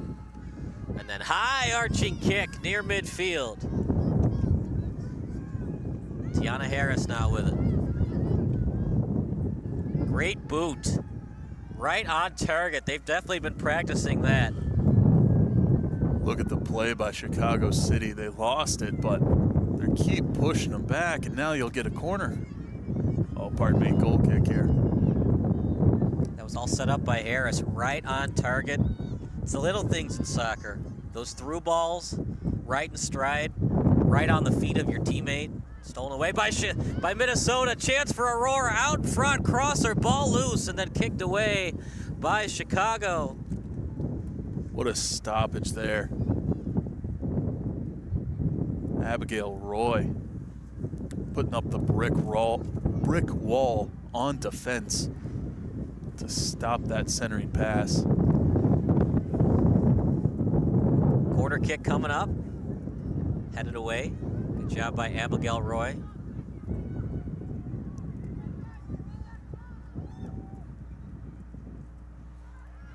Header, and just goes a little bit wide. Chance for Minnesota, but they can't get it on net. That would have been the dagger. Meanwhile, clinging to life is Chicago City SC as Vipensky looks to boot it. She's going to boot it right off the turf. Burl is now in for Chicago, and Paige Zietzic into the match as well. And for Minnesota, they actually play their home matches in Eagan, suburb of Minneapolis. Of course, the Twin Cities, Minneapolis and St. Paul, adjacent to each other. Minnesota just going to accept that free kick. Hard to argue it. Can't really push anybody off. No, at this point, you got to take what you get. You know the referee's not going to give you any favors no matter what shade of blue you're wearing today. But let me tell you, Chicago City still relentless. So many good moments to look back on with this team. If you're not going to beat Minnesota Aurora, you might as well try to just whoop up on them here in these last few minutes and see if you can get any sign of life. Out to midfield, then booted back near the 40, in between the 40 and the 50. Past midfield now. Some good passes by Chicago, but every time they get a couple of passes in stride, Minnesota's there for the steal. Right on target again, but that time just past the foot. And a throw-in coming up for Chicago City SC. Going back, that's the toughest thing to stop, though, when you connect on every pass, but you just can't find an open lane, and when you do, it shuts right down on you. That's the toughest to adjust to, is because it's nothing that you can fix. It's just trying to get your head up, trying to see what's going to happen, trying to predict the next step of every team, and it's nearly impossible. Sent over that time to Stone. Now back to the sideline.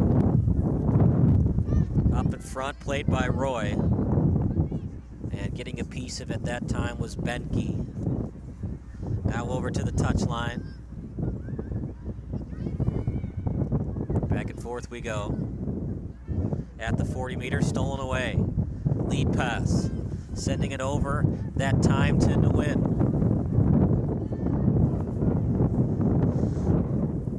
Stop and start move. Good one. Out in front. And getting a piece of it is 2-7. Soto, last one to touch it. And it'll be a corner kick awarded for Minnesota Aurora FC. Is there anything that you've seen by Chicago City's offense that makes you think they're going to score twice in the next 20 minutes? Again, it's not a matter of scoring twice right now. It's almost 70th minute. You got 20 to make something happen. A little bit more for extra time, but nothing that I can see is going to be reminiscent of a 2-goal comeback for the tie. Right now, you just got to look for the one. I'm on the 3-2 wagon right now by Chicago. I think they have a lot working for them. Their attack is persistent. I've been saying it all game. You know, sure it gets shut down, but they do have opportunity after opportunity. Look at this. Jamie with a chance. It's a 1-on-2 now for Chicago. Jamie out to her right foot, in front, past the head. And kept in well by Chicago. Header as it's headed away inside the 40. Left-footed kick, turnaround shot. Did anybody touch that? I think they did. And it indeed is going to be Chicago ball off the foot that time of Morgan Stone. Get a nice corner here, a set piece to slow things down. Just what Chicago needs right at this moment.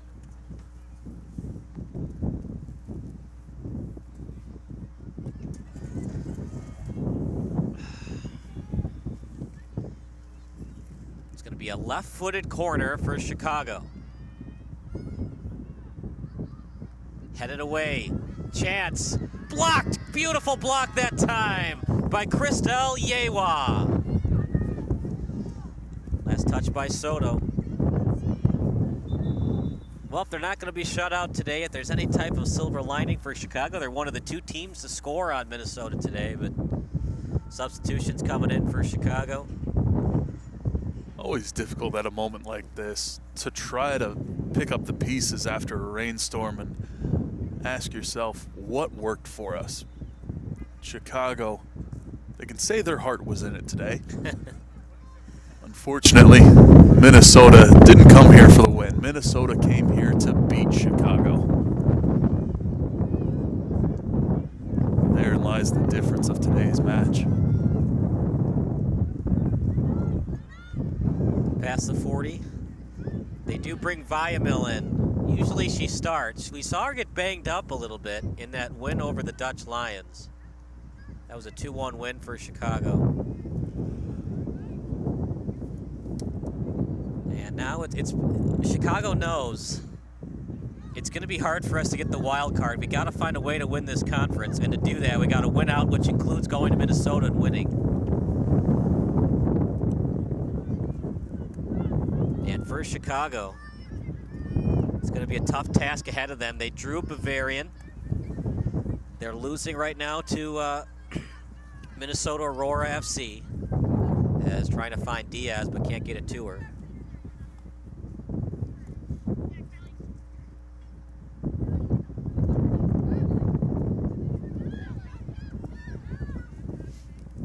Grzyk is out of the match. Viamil now in. And almost a handball. Not too smart by Minnesota Aurora FC's number 17, almost getting called for the handball. And Chicago City going the other way with it.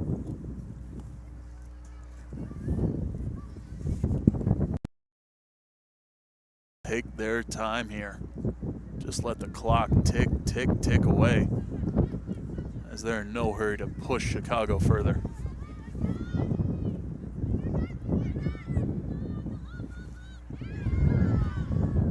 Over to Roy as she's double teamed on the play. And then kicked out. Last touch by Stone. Overhead pass. Zabiljic will take it. As Kabasi had it briefly.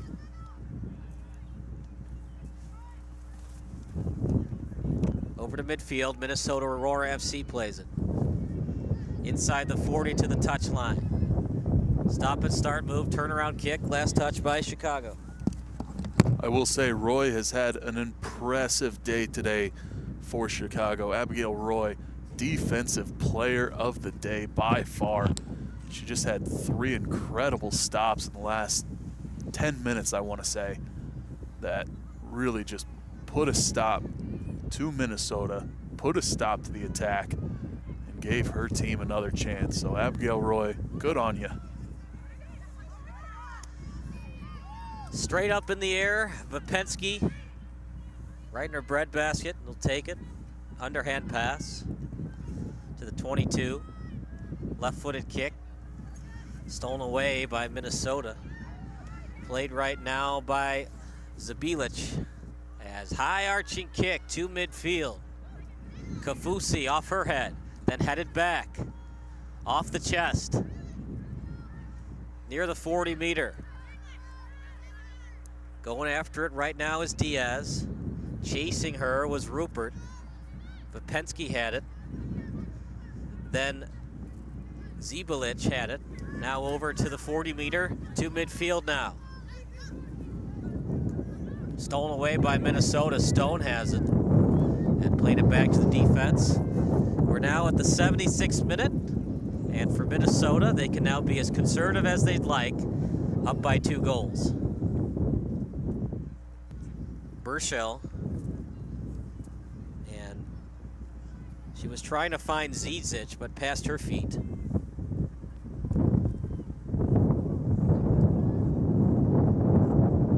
Chicago with another opportunity taken away by Minnesota.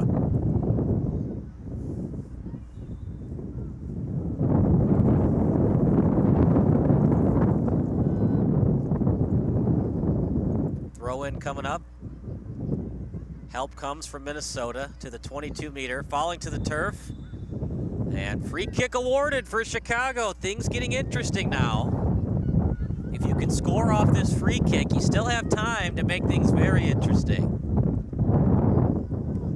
Just a meter shy of becoming super useful by becoming a penalty kick, but instead, like you said, it's a free kick now. You got the wall in front of you, but if you've been practicing, if you can bend it like Beckham, get it into the back of the net.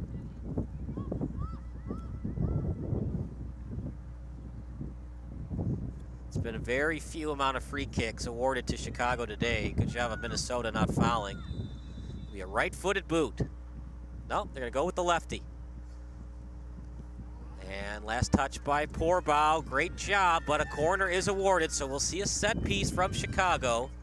The problem with that, though, partner, takes time to set up your set piece, and for Chicago, they got to score twice in the next 15 minutes. Don't need to take too much time. They're already set. You can see them there. Minnesota will build that wall in front. Chicago, they'll do the same as the first time. Their first corner kick of the day, where they have that flank from the left side. Kicked away by Minnesota.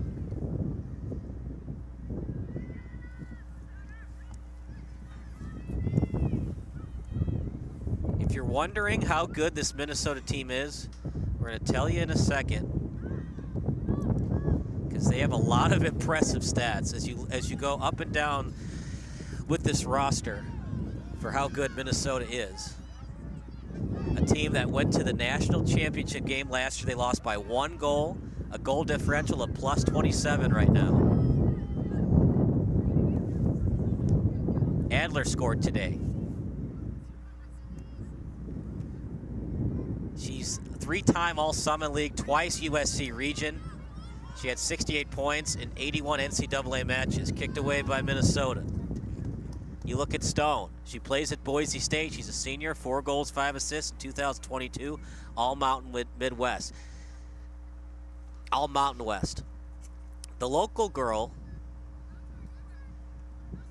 in Graupiman plays at St. Thomas. She had 1 appearance last year in 2022. Right-footed shot. It was blocked that time by Minnesota. First shot was blocked by the official, actually. Aurora has not allowed a shot on goal in the first 45 minutes this season coming into today's match. So that header that Jamie had, first shot they allowed of all season long. They've just been fantastic on defense this year.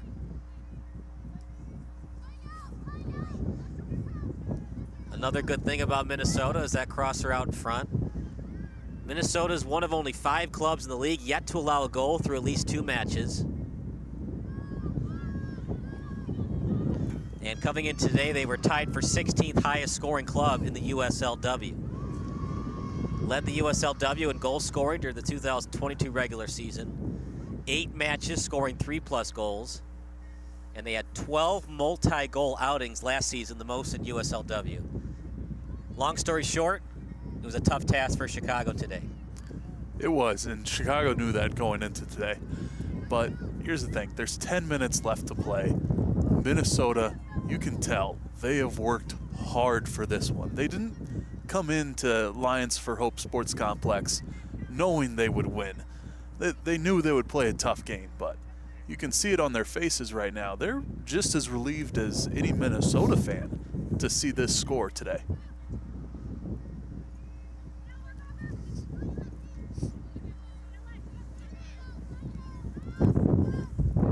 Out of the sideline, double team that time is Diaz.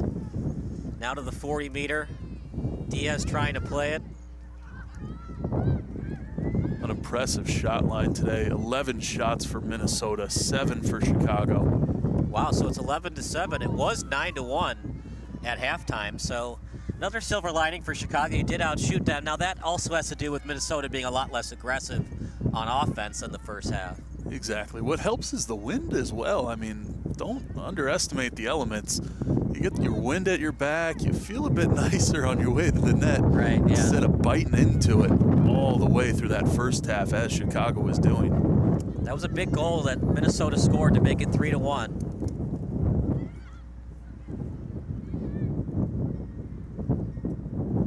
Was indeed, but you can tell Chicago, they're not lackadaisical in the second half. They've been playing absolutely incredible, and to keep it 3-1 is just as impressive of a statement as making it 3-3 or 3-2.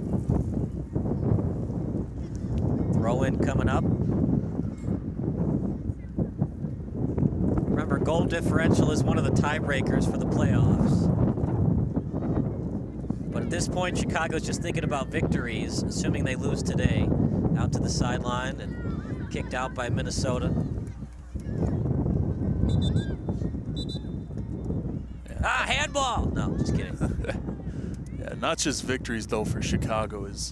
You do want to boost yourself a little bit by putting the ball in the back of the net as much as possible. And whatever they can do over their next upcoming matches is going to be crucial heading into a possible wild card. Out in front and cleared that time by Chicago. Now to the 40-meter off the body. Straight up in the air. A Minnesota Aurora team that is a couple of minutes away from staying undefeated on the year. Roy deep in her own territory. She's got to clear, and she does.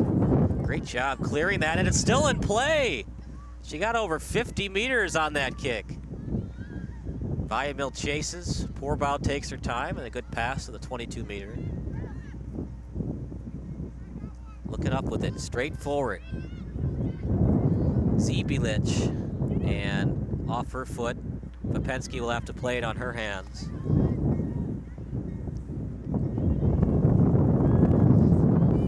This is a team that they have a lot of D1 players, as does Chicago City, but they play all over, where Chicago has some players, most of them in the Chicagoland area, who play D1 soccer.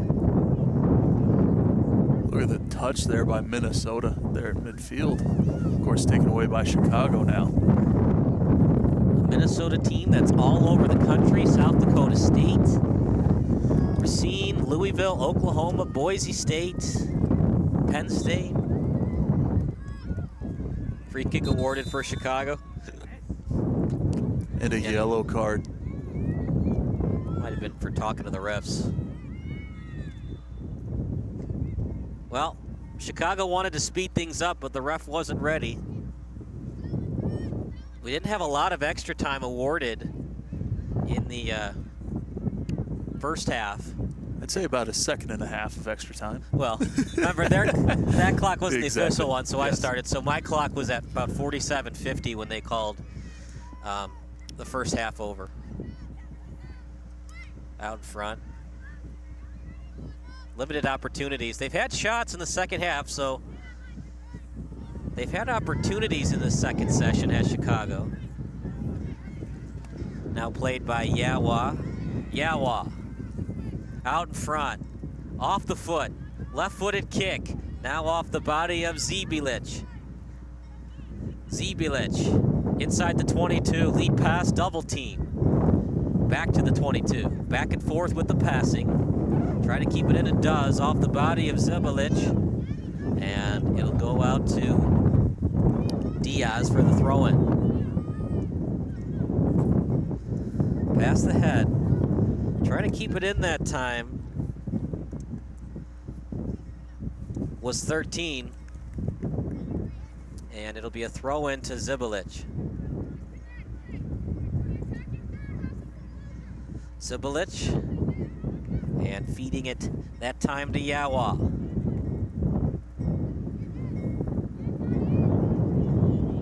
Back out to Vapensky. And off the head. Now to the sideline. Del Moral after it. And kicked out by Chicago. And you can now sense it for the Minnesota fans and the players. Looking to go 6-0-0 on the season. They're a couple of minutes away from doing it. It has been such a ride for Minnesota this year, and what a ride it has been. 6-0, like you said, Kyle, an impressive summer season, to say the very least. Coming from a championship year, you typically think of a hangover, but that is no such thing. That is an antonym when describing this Minnesota team. They definitely look like the team to beat. I mean, this is a tough Chicago City team, a tough pitch to win on, and they dominated today. It's not going to say so on the final box score in terms of shots, but if you just take the first half box score, it was all Minnesota. It was, without a doubt. And Chicago came out, we didn't know how they were going to respond or what they were going to respond with, but they came out with their traditional 4-3-3, stick with what was working, and they looked to amplify on that. And I think they have. They have done some great things up front, and every attack seems to be getting better. You know, further penetration into the penalty area, more shots on net, as we said. And Chicago has this second half. They just don't have the goals to back it up. Let's give credit to Poorbaugh between the pipes from Westerville, Ohio, the freshman, redshirt freshman, in fact. Did not play last year. High school All-American in 2020. She holds the high school record for clean sheets, and she played for SC Buitenwellert.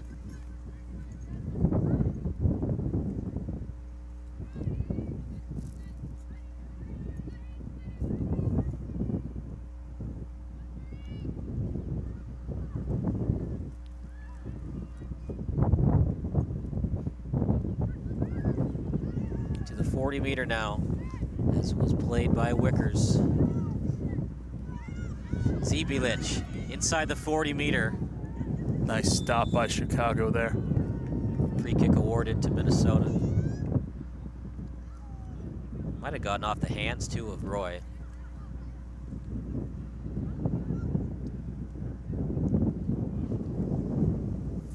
Well, not the result that the Chicago City home fans wanted. Things were getting interesting when Jamie scored to make it 2-1, but just not enough offense for Chicago to sustain it, and they're going to fall short today. Header.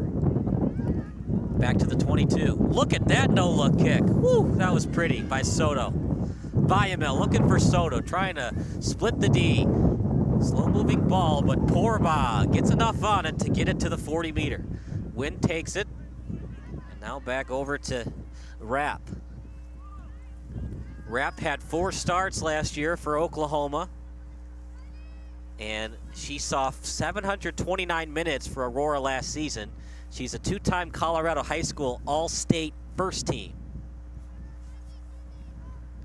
This is the team of Rapp and Rupperts. They have 3 Rapps on the team, all twins. Now we have to ask them if their favorite music is rap. I'd guess jazz. Now, if they want to win things, they're going to have to score one more goal to wrap things up. Okay, this is getting old now. Are you a dad joke fan, or no? It's not really your cup of tea. You know, I like a bit more creativity, but I think 2 dad jokes is my limit. So 3 strikes, you're out. I struck out at the plate. It's a 3 strikes, you're out. I think you were window shopping on that plate appearance. Because I have 10,000 of them. I can tell. On the bright side, though, one rap has played stupendously. What a game it has been for all 11 of Minnesota, as well as the substitutes who have come on.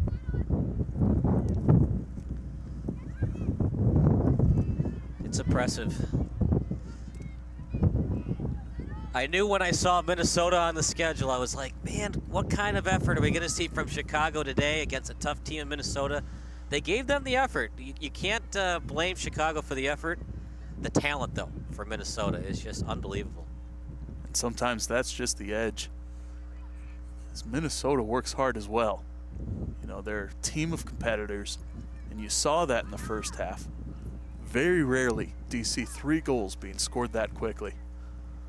But if any team can do it, it's Minnesota, and they did it here today against a very difficult opponent, which speaks volumes of the style of team that they are. Right behind Chicago is Bavarian. They have similar goal differentials. Lead pass, and Pourbaugh is going to have to take that one right off the turf. Well, Chicago has their work cut out for them after today, as they are going to lose to Minnesota. They have to play Green Bay. They're going to play them here in Chicago. Then they play Rochester here in Chicago. And then a huge match on the 21st of June against Bavarian.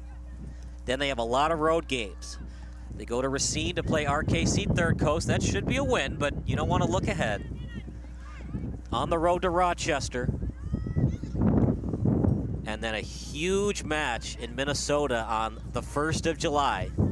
And will that be for first place in the conference?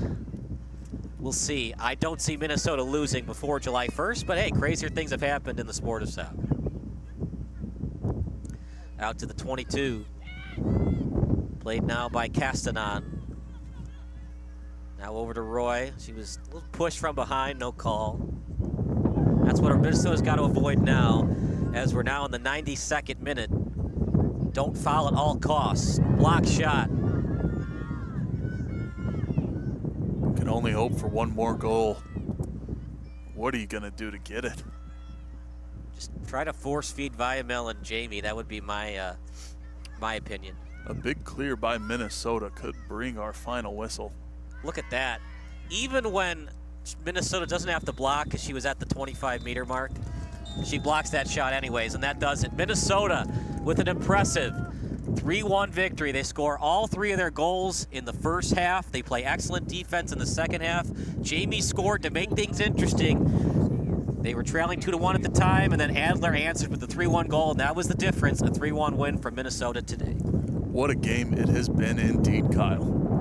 And that does it for our play-by-play broadcast. Don't go anywhere. The post-game show's coming up next. By the way, there's a wheel button on YouTube. If you click on that and then click on quality, you can rewatch this as many times as you'd like in 720p. We've got it on the SD cards in 1080p, as well as live today in 720 as well. So for our excellent crew, for Grant Harrison, Francisco Avila on videography, I'm Kyle Smith. That does it for the play-by-play broadcast. Post-game show coming up next on SBS, a broadcasting network for everyone.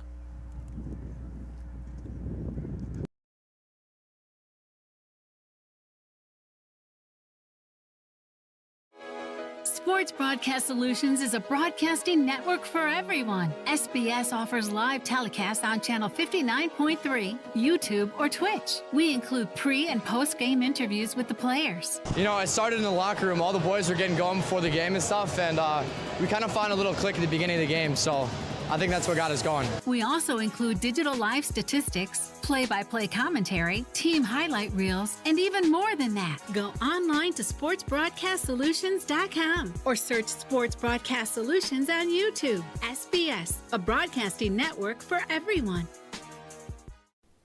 Sports Broadcast Solutions is a broadcasting network for everyone. At SBS, we offer a professional broadcasting experience for the non-professional athlete. Just like the pros, we offer everything for you. Play-by-play commentary. A no-hitter at Kane County Stadium. 15 strikeouts, 1 walk, 1 error, and that's it. Color commentary, highlight reels, recruiting videos, and much, much more. Unlike our competitors, we zoom in on the action and always have a live scoreboard with a live time code. If you're ready to have your next sporting event feel like CBS Sports, then make sure to call Sports Broadcast Solutions today. Our phone number is 330-957-7653, or you can go online to sportsbroadcastsolutions.com. SBS, a broadcasting network for everyone. Missing your child's sporting event just plain stinks. But you don't have to worry about that anymore, thanks to Sports Broadcast Solutions. SBS is a live broadcasting network, as well as covering your on-demand needs, recruiting videos, highlight reels, and much, much more. We can broadcast live to any website, and we also post as much on-demand content as you need. For more information about SBS, check out our website at sportsbroadcastsolutions.com. Sports Broadcast Solutions, a broadcasting network for everyone. Sports Broadcast Solutions is a broadcasting network for everyone. Let SBS broadcast your sporting event. We have experience and can generate excitement and permanent digital memories for your team. Tonight. That time, finally a goal for the Stampede! We have professional videographers using high-definition modern-day cameras, color analysts, and play-by-play announcers with state-of-the-art, classy graphical scoreboards to keep you updated. Plus, we have commercials to advertise your team, club, or sponsor, and us. Plus, we do pregame and postgame interviews. Hi, everybody, and welcome to the postgame show brought to you by Marion Central Catholic. My name's Kyle Smith.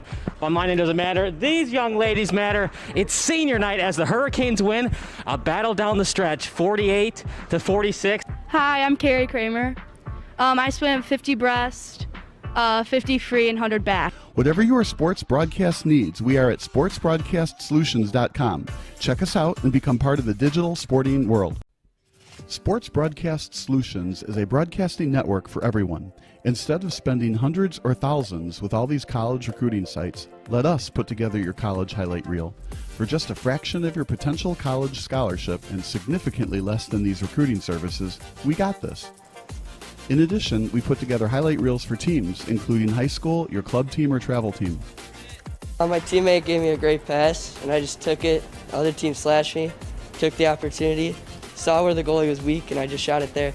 Solon, O'Connor, and Marsh back on defense. And Marsh gets a blowout. We got a breakaway at 2-0. A shot, and a goal! So 3-3. The power play was officially over. Whatever your sports broadcast needs, check us out at sportsbroadcastsolutions.com. Check us out and become part of the digital world.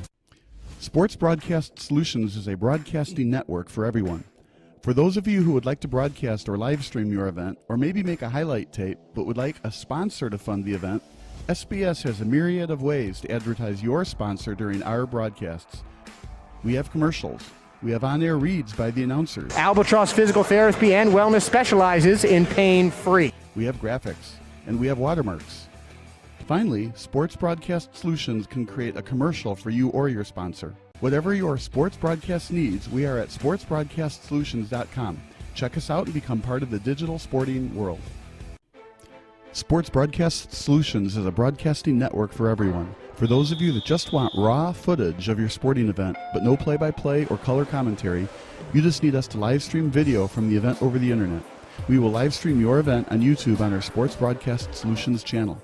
In addition, we also have a dedicated channel on YouTube for live streaming at SBS Livestream. And if you need multiple channels, we can utilize Facebook Livestream and Instagram Live on our channel as well. Options include commercials from your sponsors, professional scoreboard graphics are still available, and of course, yes, pre- and post-game interviews are available as an option if you want. We've been working really hard this whole summer and stuff. Whatever your sports broadcast needs, we are at sportsbroadcastsolutions.com. Check us out and become part of the digital sporting world. Sports Broadcast Solutions is a broadcasting network for everyone. We broadcast sporting events for people of all ages, including adult leagues, high school leagues, and kids. Complete with professional-looking graphics, broadcasters, color analysis, and commercials. We do pre- and post-game interviews with the players. In addition, Sports Broadcast Solutions does highlight films, including college recruiting reels, highlight films you'd see on sports news programs, and just simply highlight films for fun. Sports Broadcast Solutions also provides raw footage and live streams if you'd like. Subscribe to us and listen to our professional talk videos about relevant topics in the pro and college ranks. Whatever your sports broadcast needs, contact us at sportsbroadcastsolutions.com and become part of the digital world. This is Sports Broadcast Solutions, a broadcasting network for everyone. Check us out at sportsbroadcastsolutions.com and become part of the digital sporting world.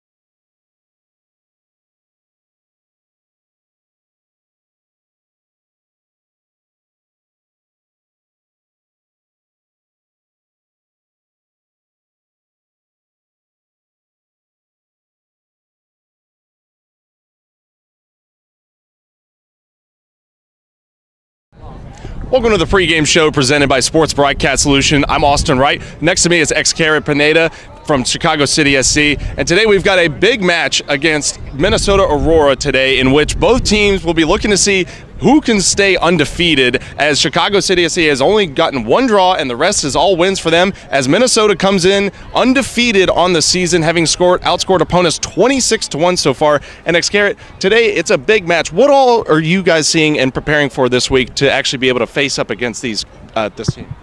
Yeah, well, we know that they're super athletic and they're just going to come out hard. They're obviously a good team, so we've just done everything we can to prepare. We've worked on high pressing and just keeping the ball, and also blocking their shots, because we know they have good shots.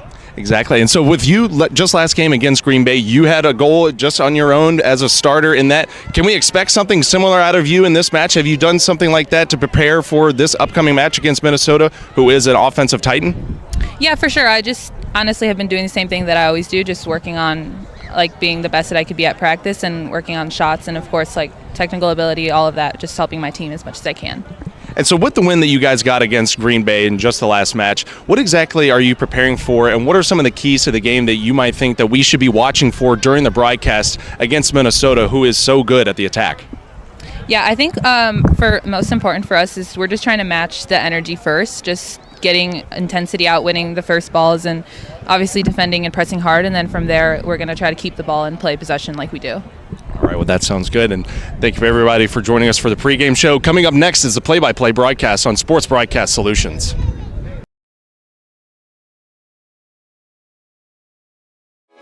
Sports Broadcast Solutions is a broadcasting network for everyone. SBS offers live telecasts on Channel 59.3, YouTube, or Twitch. We include pre- and post-game interviews with the players. You know, it started in the locker room. All the boys were getting going before the game and stuff, and we kind of found a little click at the beginning of the game, so I think that's what got us going. We also include digital live statistics, play-by-play commentary, team highlight reels,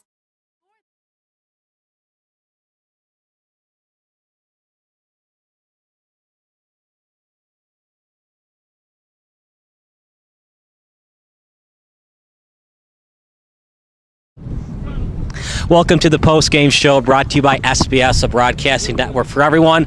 An unfortunate 3-1 loss for Chicago City as they lose to Minnesota Aurora FC. Well, Fernanda, you saw the stats. You saw last year Minnesota's team that went to the national championship match and they lost. You knew it was going to be a tough one. Things got interesting when Sophia Jamie scored, but just not enough offense today for your team today. Yeah, well, honestly, I think we put our hearts into the game. We tried our best, but obviously sometimes we don't get that win. But as long as we just try our best, put our hearts into that field, that's all we could do. But it is what it is. It's a loss. We're just moving on to the next one. You get to play this team again, though. You'll have to go to Minnesota to get the win. What's it going to take for victory or a tie when you go up to Eagan, Minnesota? Yeah, that's a good question. I think we're missing a little bit of more bonding together, talking one another, getting that friendship close to another, and just communicating. I think communication is a big key in soccer, and which we could be lacking in right now. But obviously, there's always room to improve. Braylon Viamil, she comes in. You guys look a little bit more in sync when she's on the pitch, and you guys actually outshot them by a big margin in the second half. What adjustments did you make in the second half versus the first one? Obviously, just bringing in more players fresh, making sure they put in the best too, but also keeping each other accountable, having each other's backs, and keep going from here on. Sophia James, she now has 5 goals on the season. What does she do in practice and what she works on to be so lethal on the offensive end? I don't know, man. I don't know what she's eating, but she's killing it. Good props for her. Props for her for having 5 goals. That's impressive. You guys are still in it. If you don't win the conference, you can still get in as a wild card. What's it going to take? Because the pressure's on now to win out, to get the wild card or win the conference. Honestly, yeah, the wild card could be lucky, but all we could do is just improve from here on. Nothing more. That's Fernanda Soto. That does it for our post-game show so far. Excellent crew for Grant Harrison, for everybody else, Francisco Avila, for Austin Wright. I'm Kyle Smith, and we'll see you next time on SBS, a broadcasting network for everyone.